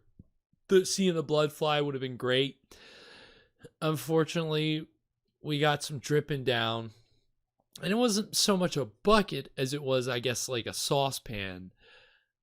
But I mean, you take what you can get with these old movies because sometimes the title has nothing to do with it. Luckily here, it's on point. And so, again, if you can tell where it's going, Walter is, now that he's realized what his forte is, it's all about finding his next subject. So, why not somebody that you don't like? Why not some snooty model that you hate? So you can kind of see what Walter's MO is and where that's starting to go.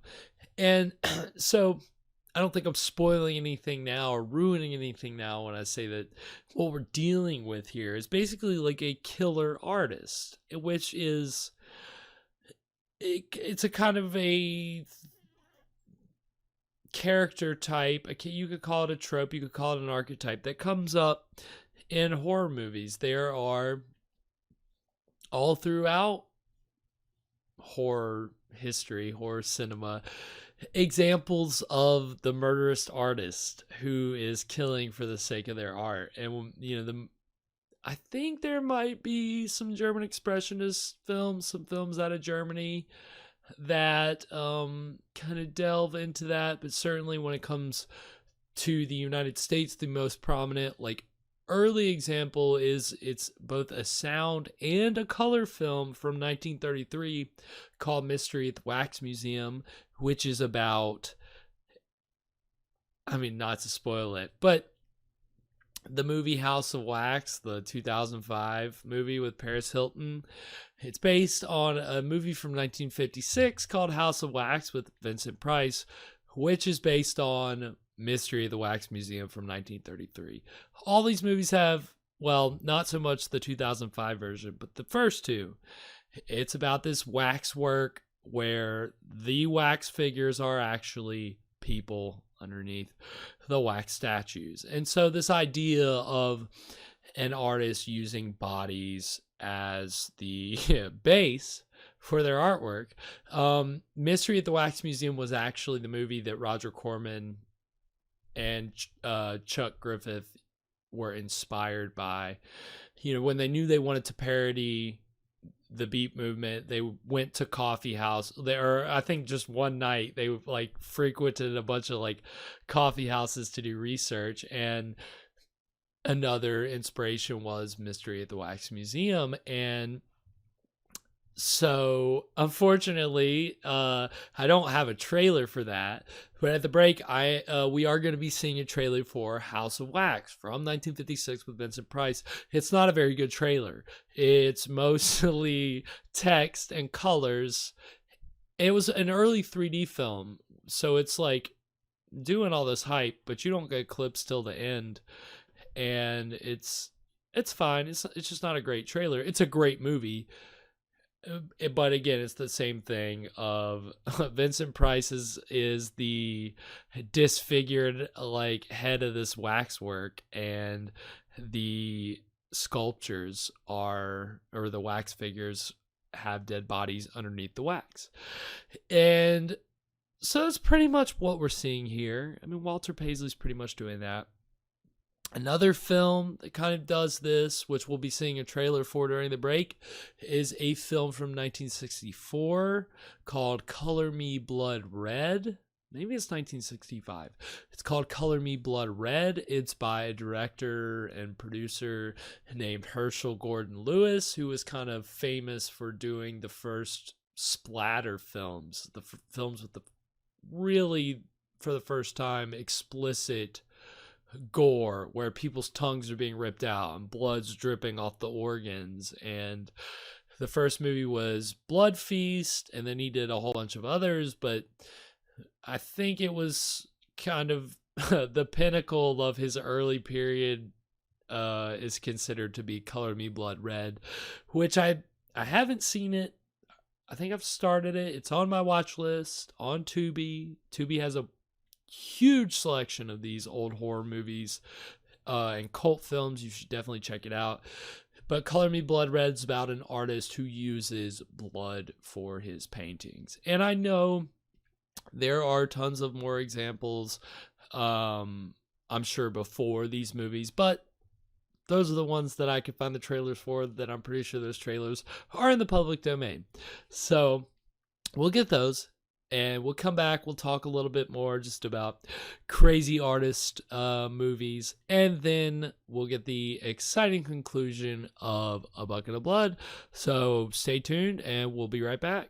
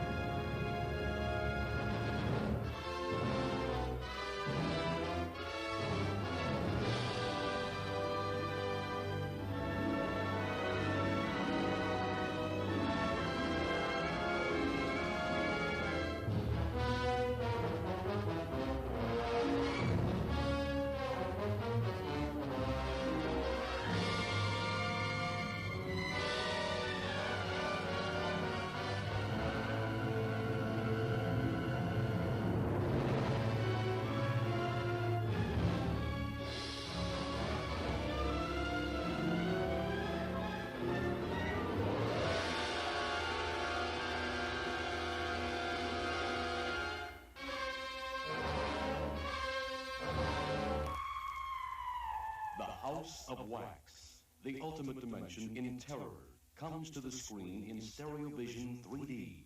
Vincent Price, at his diabolical best, will take you room by terrible room on a journey to the ultimate chamber of horrors. Stereo vision 3D will synthesize before your eyes the terrifying reality of it all. In stereo vision 3D, House of Wax. You are seeing scenes from the next motion picture to play this theater. A motion picture in which you dare not become too involved. You must keep reminding yourself, it's just a movie. It's just a movie. It's just a movie.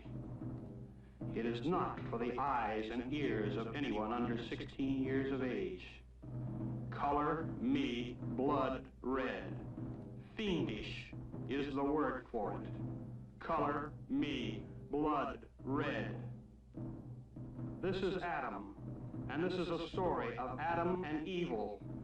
This is a film drenched in crimson, a blood-spattered study in the macabre. Color me blood red. You must keep reminding yourself, it's just a movie. It's just a movie. It's just a movie. Color me blood red. It will leave you aghast. Color me blood red. Color me blood red.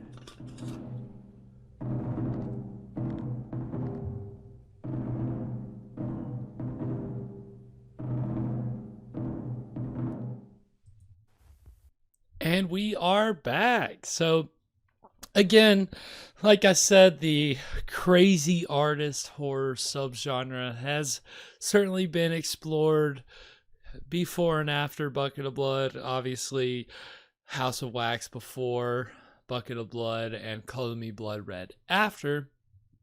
And again, I haven't seen Color Me Blood Red. That trailer is pretty wild, though. I mean, that marketing campaign became more famous later on for the Wes Craven movie Last House on the Left from 72, early 70s. But the trailers for that were, keep telling yourself it's only a movie, it's only a movie. So like a lot of people know it from that, but a lot of people don't know that it originated from Color Me Blood Red. And Herschel Gordon Lewis's movies are not, they're in color, but they're not. I think Corman certainly has, his movies have more of a polish than Herschel Gordon Lewis's movies do. But regardless, I'm sure that they saw A Bucket of Blood, and I'm sure that they all, Herschel Gordon Lewis also saw the original House of Wax. After those movies, like I said, there's the 2005 remake of House of Wax, which a lot of people my age know and have seen a lot, but I'm gonna be honest, I haven't seen it. I very much love I love the Mystery at the Wax Museum and House of Wax, and so I've never been interested in seeing a movie with Paris Hilton called House of Wax. I'm just gonna be honest. I'm sure there's a lot of horror fans out there that like it, so I'm not knocking it. I'm just saying I haven't seen it, and I'm certainly, I'm not an elitist horror fan in any way. I look at what we're watching here. We're watching public domain horror movies. Clearly, I'm not one to speak of taste, but suffice to say, a lot of post 1980s horror movies, post 1980, the year, horror movies kind of lose me. Things start thinning out as far as what I really enjoy or think, okay, yeah, I really want to watch that and see that, which, for better or for worse, I need to broaden my horizons. But this show is not about that. This show is about me bringing you guys the old school stuff. And so Bucket of Blood, there was a movie in the 80s called Tourist Trap, which is kind of, It's about a guy who runs a roadside attraction, and I don't know if there's like all these sculpture figures, and I don't know if those are dead bodies. They may be. I'm pretty sure they are, but it's kind of it's got some similar themes. So the idea of somebody who considers themselves to be this artist who sculpts these things, creates this art, and then something fucks with it. And this is a little different. This is what's cool about Bucket of Blood is we're seeing the birth of an artist, and honestly, the birth of a serial killer, which I think, again, it's like, that's kind of a unique thing that we're seeing here with A Bucket of Blood, that not really a big thing in movies or in pop culture at the time, like just starting to become a thing. And so it's interesting. Again, like I said, this was before Psycho. So it's kind of interesting that we're seeing just kind of a straight up killer. Like, this isn't a monster. This isn't some ghost, curse, supernatural thing. This is just a fucking crazy, like, probably someone that, doesn't have a lot going on in their brain. And so, it's just like all the right circumstances that breed a serial killer. And it's not like this movie uses that word. It doesn't say serial killer, but it is. I mean, that's essentially what Walter Paisley, ends up becoming. I'm not spoiling it. I won't even speak anymore. I will continue that discussion. It's very interesting, again, just to think about what tropes this movie's establishing. So without further ado, we're going to get into the exciting third act of A Bucket of Blood.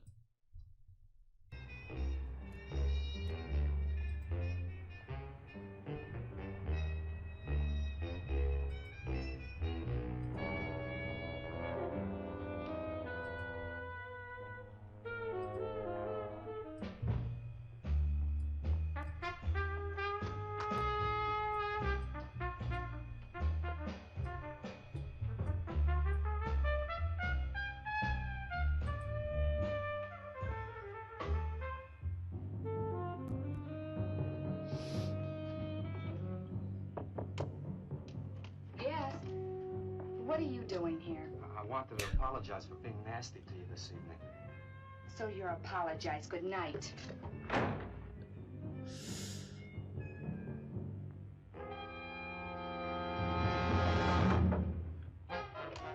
Listen, Twerp, why don't you get out of here and let me go to Twerp. bed? Twerp is a word I feel like we don't maybe hear enough anymore. I feel like that kind of cuts. I feel like the word twerp cuts. $25 an hour. If you want to pay it, I don't mind posing. When do you want to start work? Tonight? You mean right now? Wait till I get my sweater.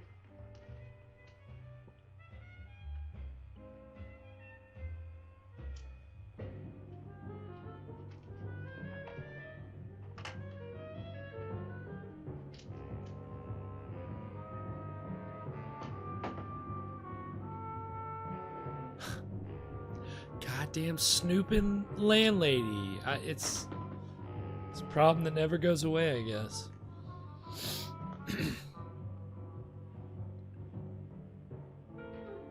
See, I don't think that's enough clay to cover a human body. More heat around this place. I could be wrong. Maybe he just... You'll get used to it. And even so, like, where is he getting this endless supply of clay? Like, Well, I'm almost ready. clearly, you're not getting paid much as a busboy at the coffee house. Sit in this chair and I'll pose you.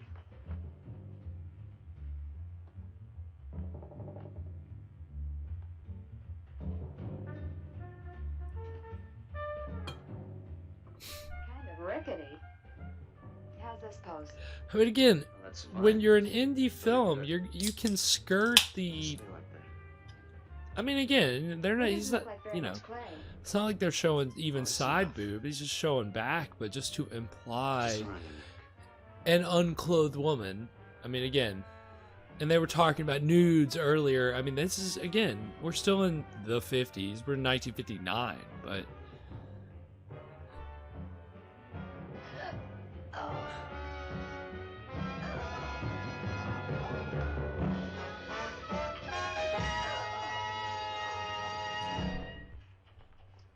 Watch it, the plate's on.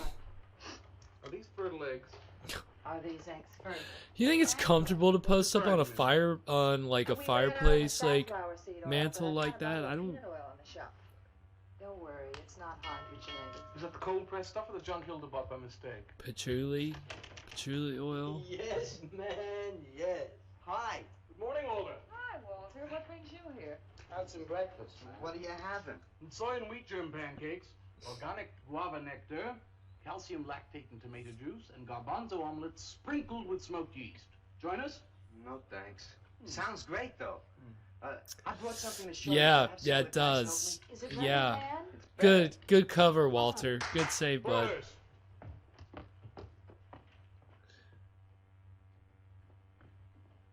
Put it in the middle of the room.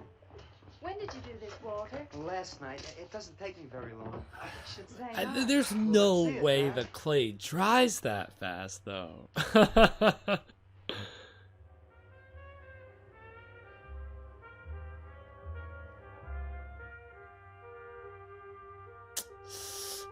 Scandalous. Walter, I can't believe it. I'm honored to know this man. Do you think it's nice? How Do you think it's nice to murder fucking men? I don't know, rages, Walter. dude. It's impossible to choose. They're both great.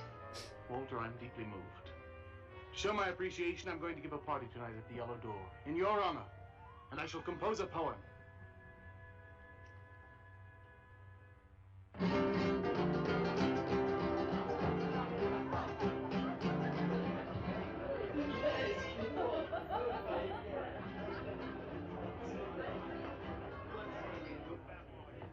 Some more champagne, Your Majesty? Yeah. Where? There. Oh, I forgot to mention this movie was remade in the 90s as like for Showtime, like a direct-to-cable movie with Anthony Michael Hall as Walter Paisley. You'll know him from modern horror as the new Tommy Doyle in Halloween Kills. The bird that flies now pays later through the nose of ambidextrous apathy. Necrophiles may dance upon the placemats in an orgy of togetherness. The highway of life What the cuts sharp fuck? through the shady ghettos and the ivy-covered tombs, and laughter rings from every time capsule in the star-spangled firmament. And in the deep freeze, it is the children's Firmament. hour. That's a And good no word, one knows firmament. that Duncan is murdered. And no one knows that Walter Paisley is born. Duncan knows. Tuesday Sunrise knows.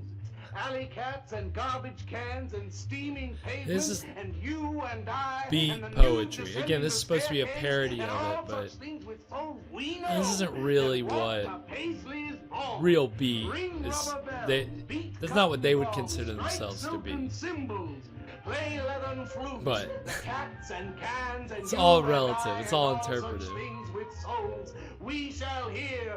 Walter Paisley is born, and the souls become flesh. Walter Paisley is born. Really bigging him up, man. I want you to kill 5, 10, 15, whatever it takes. Kill as many people as you need to just keep putting out these beautiful statues. Like that was the greatest gas I ever heard. Crazy, what did he say? Gas. No, man, I'm too far out.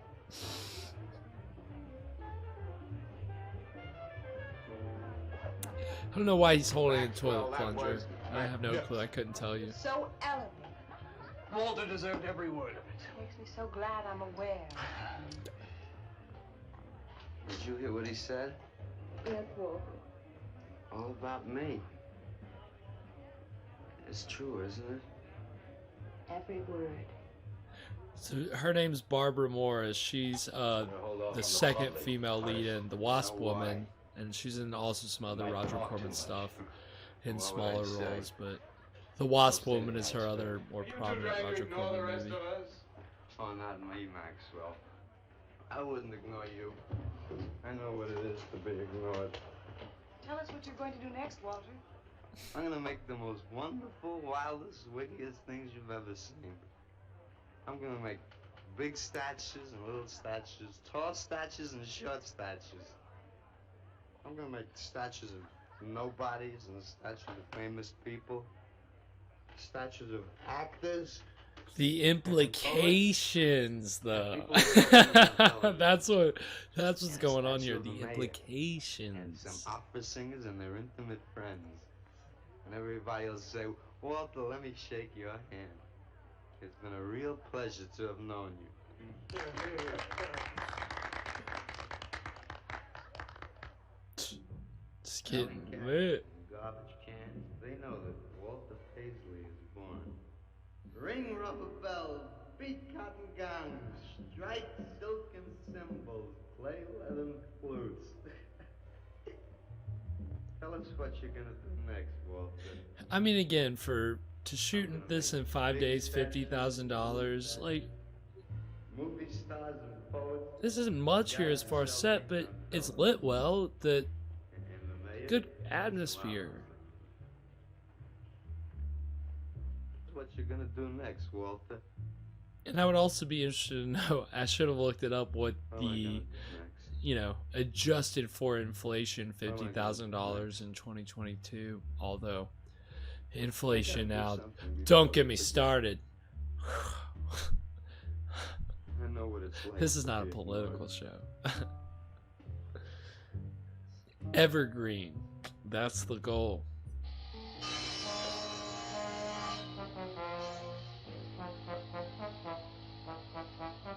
Who are you? What do you want? Life is an obscure hobo, bumming a ride on the omnibus of art. Huh? What'd you say? What is not creation is graham crackers.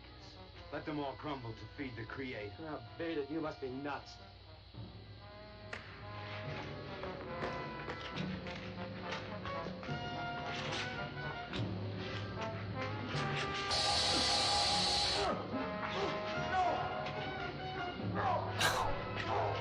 You gotta love it when shit's sped up. I think that's way harder than they just made it look for Walter. She's gonna hold you down with one hand, pull the saw with the other. The head comes right off. Beautiful morning, Just isn't it? saws right through. What's that you got in the box? Just wait till you see this.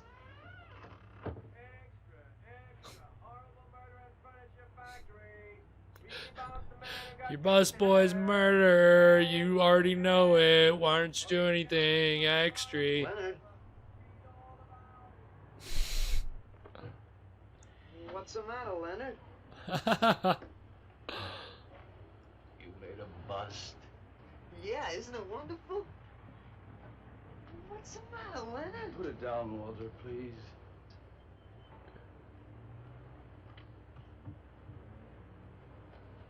Walter, listen to me carefully. I don't want you to make any more statues. Do you understand? No more statues. Why not? I gotta make statues, Leonard. You heard Brock. They want me to make them. If I stop making them, I'll just be a busboy again.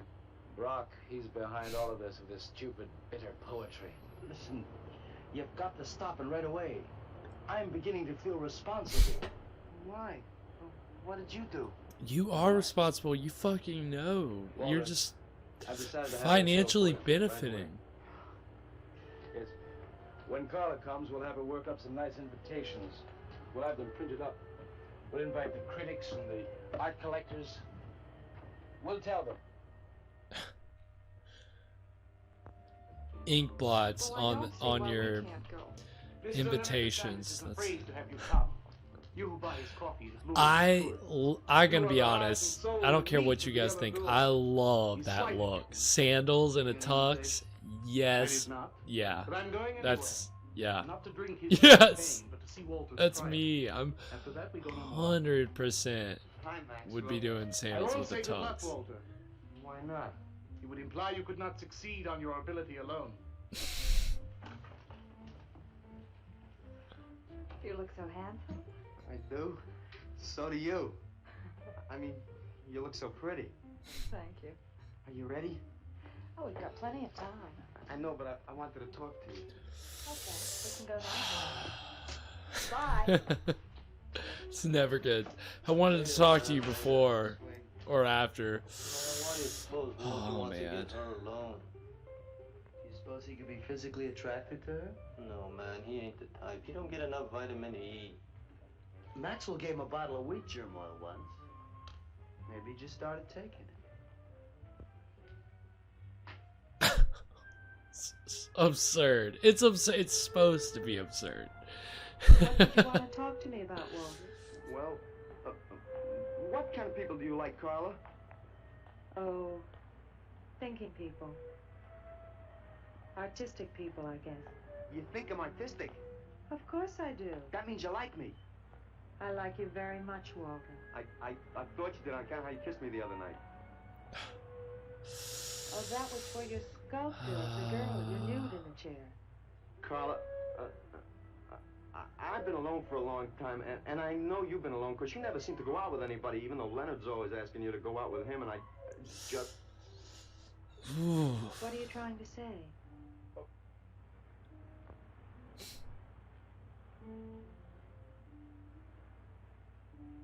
Carla, I don't want to make statues anymore. I want to get married. To you. How long have you been thinking about this, Walter? Oh, for a long time. Ever since you first came to work at the club. You were the only one who was ever nice to me. I didn't know you loved me until you kissed me. Walter, I do like you. And I did kiss you. But that was because of your work. See, that seems worse to say that. I mean, come on. I mean, I guess he's honest, but... I'm afraid that's what I mean. But you gotta love me. Why do you think I made that statue of Alice? Walter, I'm sorry, but You just can't be sorry. I want to marry you. Now calm down. I mean, Walter. it's in yikes territory for maybe sure. When the show's over, we can talk about it. Well, I want to talk about it. I get it. I see the whole thing now. Nobody knows that Walter Paisley is born. Carla, will you do one favor for me? Just about anything, Walter. Would you let me make a statue of you? Would you really like to? Come Very on. happy. You gotta know. Carla? Tonight. I'll make a statue of you tonight. Okay? It's like legit kind of creepy. Like, I'm like, you know. Oh, like, I feel the tension.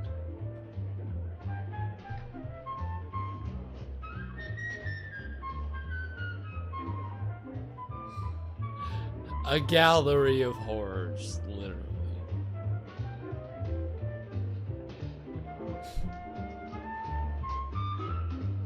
Maxwell's got to get in his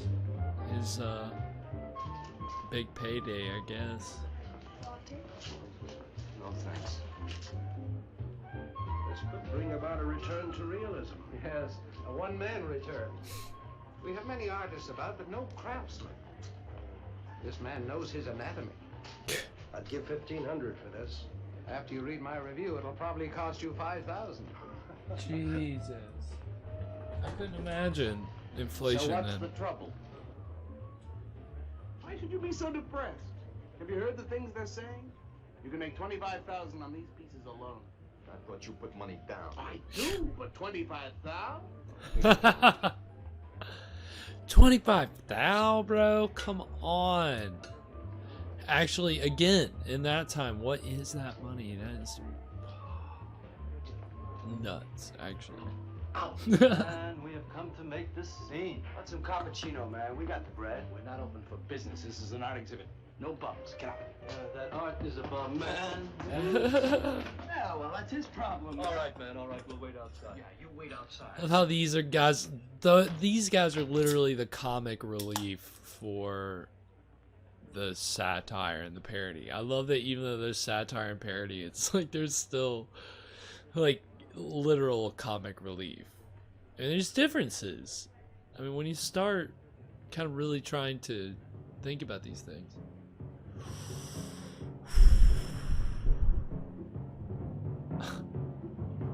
You want that sculpture now? Probably not.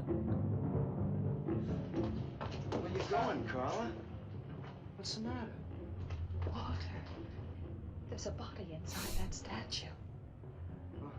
Well, that's Alice. It's all right, Carla. Well, you see how much is really wrong with Walter when he's just like, yep. That he might mold them.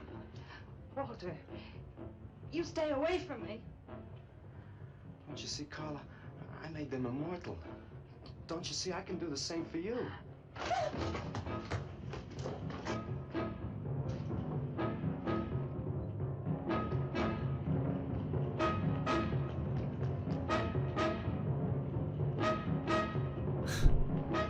You gotta love that. I mean, I guess you move faster when you're low to the ground like that.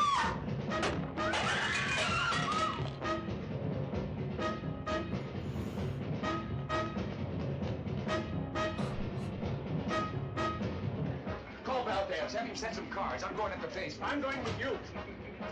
Hey, man, what is the score? Walter Paisley's a murderer. Wow, man, I saw him chasing Carla down the street.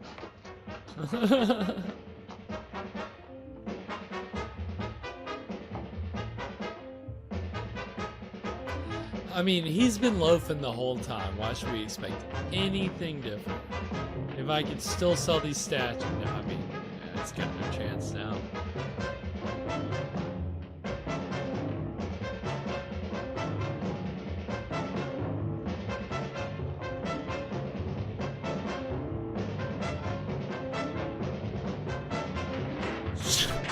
Nice, good.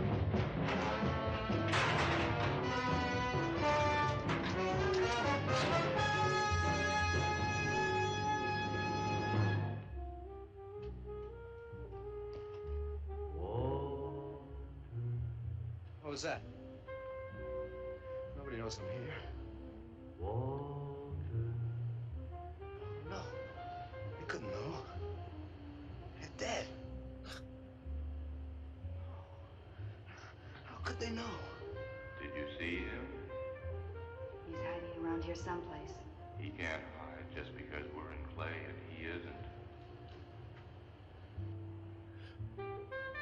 So I guess this is where you could argue, is there a supernatural element, or is he just, like, have some kind of mental disease? He won't know where else to go. Walter will go home. Where is he?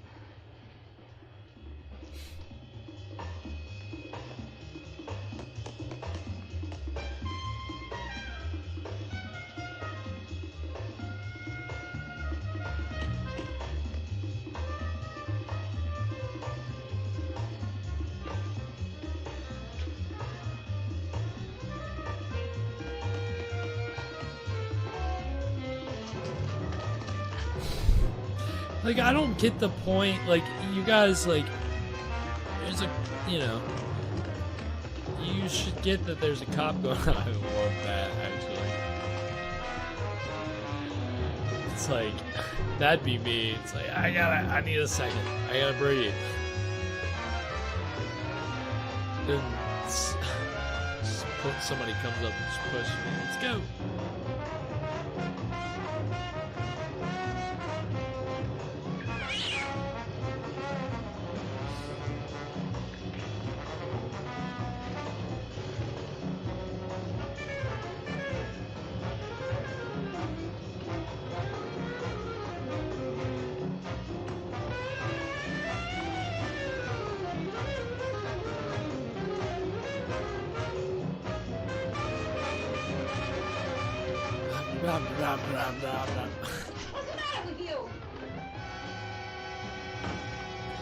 I like the canted angle here. We'll find him. We'll have him soon, Lou. We'll teach him he can't murder us and get away with it, won't we?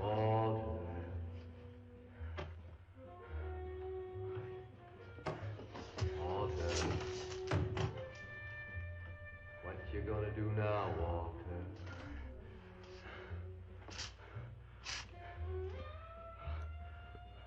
I'll hide where they'll never find me.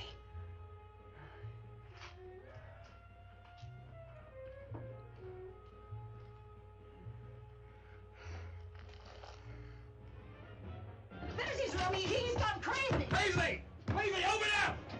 Paisley!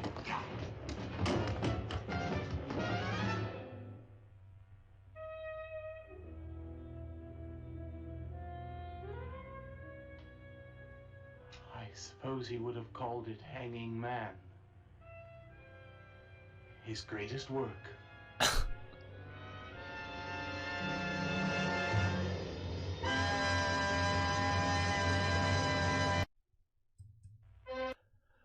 Wow. Well, that was A Bucket of Blood. And as you can see, we ended with a very nice shot of, I guess, murdered man. I know. I mean, or no, hanging. Did he say hanging man? Yeah, he said hanging man. So, you know, it's it's a pretty ridiculous ending to a pretty ridiculous movie. I mean, I like the whole idea of it, but I think I would agree with Dick Miller, who played Walter Paisley, who was always always a little upset, a little disappointed about this movie and the low budget because they couldn't do more with that ending, that they couldn't, the idea of if he really was going to turn himself into a sculpture at the end, that he wouldn't just have a little bit of clay on his neck around the noose, that he would actually be covered in clay and look like a sculpture. He was always upset that they never had the budget to consider doing more than just slapping a little clay on him and shooting. And that was apparently why Dick Miller did not end up playing the lead in Little Shop of Horrors, which ended up going to Jonathan Hayes, who was Gustav in The Terror, which we saw earlier this season. Again, all the connections, this was the Corman, this was the Corman School of Actors, the Corman players. These were, he just kept having the same actors, the same crew, everybody coming together. And so Dick Miller didn't want to play Seymour in Little Shop of Horrors because he was not upset, but he wasn't totally happy with the way that Bucket of Blood went. He just, again, he with a low budget, he knew that if I play this title character, at the end of the day, I'm probably going to be making compromises with my performance or with the character that I'd like a little more input or a little more control to make sure this turns out better. And ultimately, I mean, Dick Miller ended up playing another part in Little Shop of Horrors. He plays a guy who is a customer at this flower shop, and he's constantly eating flowers. And apparently, I think that was I don't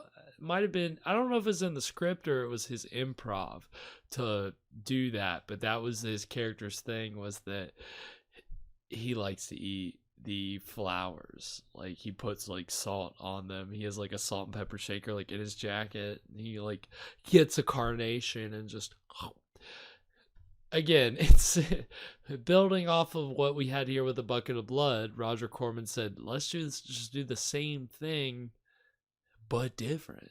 And that's how, instead of a coffee house, it's a flower shop. And instead of a busboy, it's a low-level gardener. And it just spirals out of control from there. And again, if you know the musical, you know what that's all about. So we got to dive more into the Roger Corman filmography tonight. Like I've said, we'll have so many Roger Corman movies on this show. He's he's probably on par with Bela Lugosi as far as being a staple of this show on the crew side. As far as acting goes, Bela Lugosi is probably the actor that we'll see most on the show. When it comes to directors, producers, Roger Corman, he's going to be making a lot of appearances here. And so I think it's pretty good to showcase a little more inventive side of Roger Corman, even with the low budget and the tight shooting schedule. The fact that he was like, okay, I want to do a satire and a horror movie at the same time, which, again, like, to do those two things together wasn't really a thing. I'm sure people could bring me examples that I'm just not thinking of at the moment or haven't really thought about in connection with this. But, and I think I'm just sticking more to Roger Corman's autobiography, when he's very much like, yeah, I came up with all this stuff. I mean, it doesn't say that, but it's the idea that when it comes to horror comedy, it was a novel concept, at least to him. And so coming up with it was, he was filling in a lot of tropes that now it's just, you know, again, that whole idea of watching how somebody goes from just being a simple kind of unassuming character to a serial killer. I mean, again, that's just why people love true crime nowadays, is because that's a lot of time it's just a bunch of details that don't make sense, or it's kind of wild that how did this person end up killing these people in this weird way? Like, why did all this happen? And it's like, Bucket of Blood kind of fits into that whole, you know, that whole genre. If it was true crime, not based on a true story, obviously. So it's just interesting to see the inventiveness that we're getting out of indie filmmaking in, you know, just in general. I can't underscore enough the fact that this was before Psycho. So to be dealing on things in very real terms, this isn't supernatural. This isn't monsters. This isn't science fiction. This is very much a disturbed individual, maybe dealing with some kind of schizophrenia, other like mental issues. It's it's kind of wild to think about for 1959. So that's literally the whole point of this program, is to show you guys movies that when you put it in a certain context, you put it in the context it was made to where we are now, you have an understanding that certainly they didn't have when it first came out. And a lot of these movies and the idea of these public domain horror movies being cult movies really became popular in the 80s, 90s, 2000s. And Bucket of Blood became part of the pantheon of public domain movies that are cult artifacts, because there's a certain quality to them and there's a certain inventiveness to the plot and to the concept. And it paved the way for future movies in certain respects. And it's just good.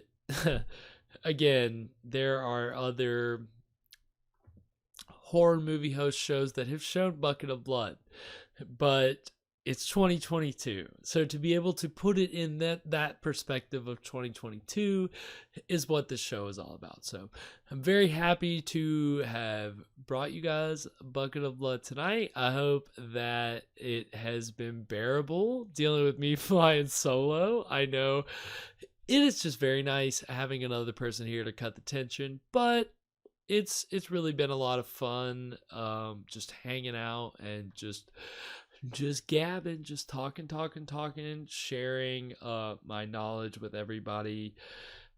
Again, just horror comedy as an original idea is not something that we think about. So to say, okay, let's take it back before horror satires that we know, like Get Out. Let's take it back before 80s, 90s. Let's go all the way back to 1959 and let's see horror comedy in a way that I feel like we could see this movie nowadays. I feel like this could very much be, and it's in the public domain, so it's ripe to be remade. Although I'm sure that Roger Corman and his, what will eventually be his estate. No, I'm not trying to wish ill on Roger Corman at all, but eventually whoever is controlling all that, I'm sure that will make sure that the story of Bucket of Blood has a little more protection than this motion picture.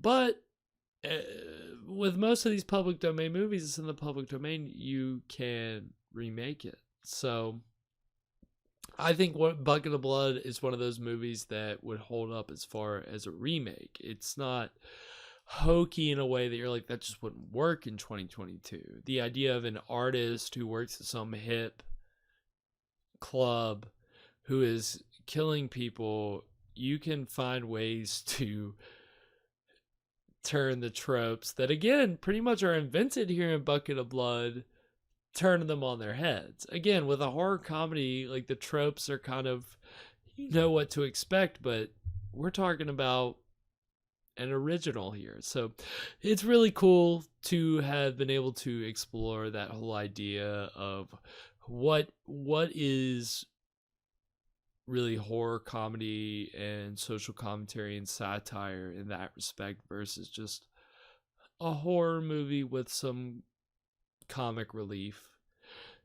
Again, there was even comic relief in this movie, which was so funny to see. But again, what they, a lot of the main storyline revolves around is kind of being poked fun of, being poked at. And so a lot of horror movies before this, it wasn't really about finding ways that the two things are just intertwined and elevating each other. It was just more, okay, here's the horror and now here's the comedy. And it's black and white. And so to preface all that and to segue into next week's film is Back to Poverty Row. We're going back to Poverty Row, another visit in Poverty Row with Bela Lugosi. And it's a black and white film. And it's The Ape Man from 1943, I believe. 41, 42, 43. General area. I'll be able to tell you exactly next week. But that is actually a movie that has a good amount of comic relief in it. And actors, well-known, strong actors from the time who are kind of providing the comic relief. So it brings a different air to most of the comic relief in these Bela Lugosi Poverty Row movies. Most of it, it's really horrible. Like, it's just some random bullshit, some random hokey guy. Like, it's a little more tied into the plot, and I think it's maybe meant to be a little tongue-in-cheek. Which, again, to say that even back in the 1940s with these Poverty Row movies, I think there was some self-awareness with the hokiness and the ridiculousness of it all. And I think we'll see that in The Ape Man next week. So I'm really excited to bring that to everybody. It's, again, once you start digging into Bela Lugosi's filmography, everybody knows Dracula. If you start to go through his Universal stuff, you start to see what he's well known for. But when you start to dig into the Poverty Row things, and you find a movie called The Ape Man, and you find out Bela Lugosi is the Ape Man, it's like, all right, sounds pretty interesting. So it's one of those that it's all right. it's okay. Like, Voodoo Man was certainly a pretty strong one. I think The Ape Man has a better ending, but I digress. I'm getting ahead of myself. We're going to be watching The Ape Man next week. It's going to be a lot of fun. Before that, on Wednesday, we'll be having another mini-sode, another episode of One Step Beyond, which is a paranormal show that came out before Twilight Zone. I made the mistake on the mini-sode this past week of saying that it was a ripoff, and I went back and watched it earlier, and I felt really bad because it's not a ripoff, because One Step Beyond came out first, but it is a similar series with a host and with mostly paranormal stories, which is kind of more the difference. It's provided a lot of interesting material, and I think we may get trippy with it next week. And to just give you a little more insight into what that means, there's a documentary style episode that is apparently supposed to be 100% real, where apparently the hallucinogenic powers of mushrooms were just being discovered at the time. So One Step Beyond decided, let's see what all that's about. So I've been hyping this episode up in the minisodes for a while, because I've just kind of been picking as we go. The minisodes are much more chill. Haven't been putting as much, strategy into picking and choosing what I show with those. So the minisodes are more for, just kind of digging through One Step Beyond's catalog and seeing what's actually interesting. But the Shrooms episode has something I've known about for a long time. So as far as showing it on the minisodes, I've been anxious to show it for a while. Now I think is finally the time. We're getting close to wrapping up our first season. A season in my head is 10 episodes at the stream. We started the minisodes late, so there won't be as many, but we are on, this was episode 7 of the Scream Stream. There will be 10 episodes in a season, so we've got 3 more. After that, we'll take a week break, and then we'll be back for season 2. And like I've said, there are over 100 horror movies in the public domain that we will be able to show you. And for the minisodes, we will be able to show you television shows and serialized content that is also in the public domain. So we have no shortage of things to bring you. But, we're just chilling, taking it easy. I'm very, very, very thankful for everybody who's joined me tonight. Again, flying solo. Feeling very much like a radio DJ here, spinning the classics at SCREAM.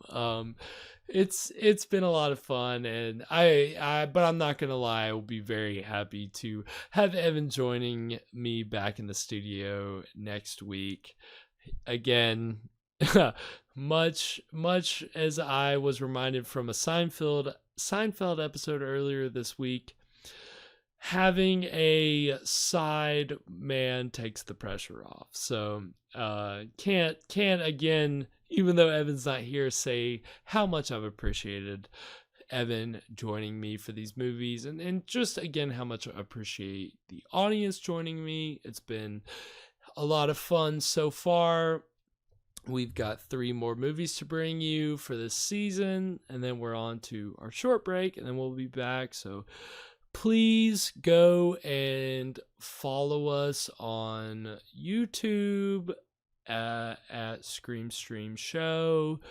Our Insta is at Scream Stream Show. Our Twitter is at Screamstream Show.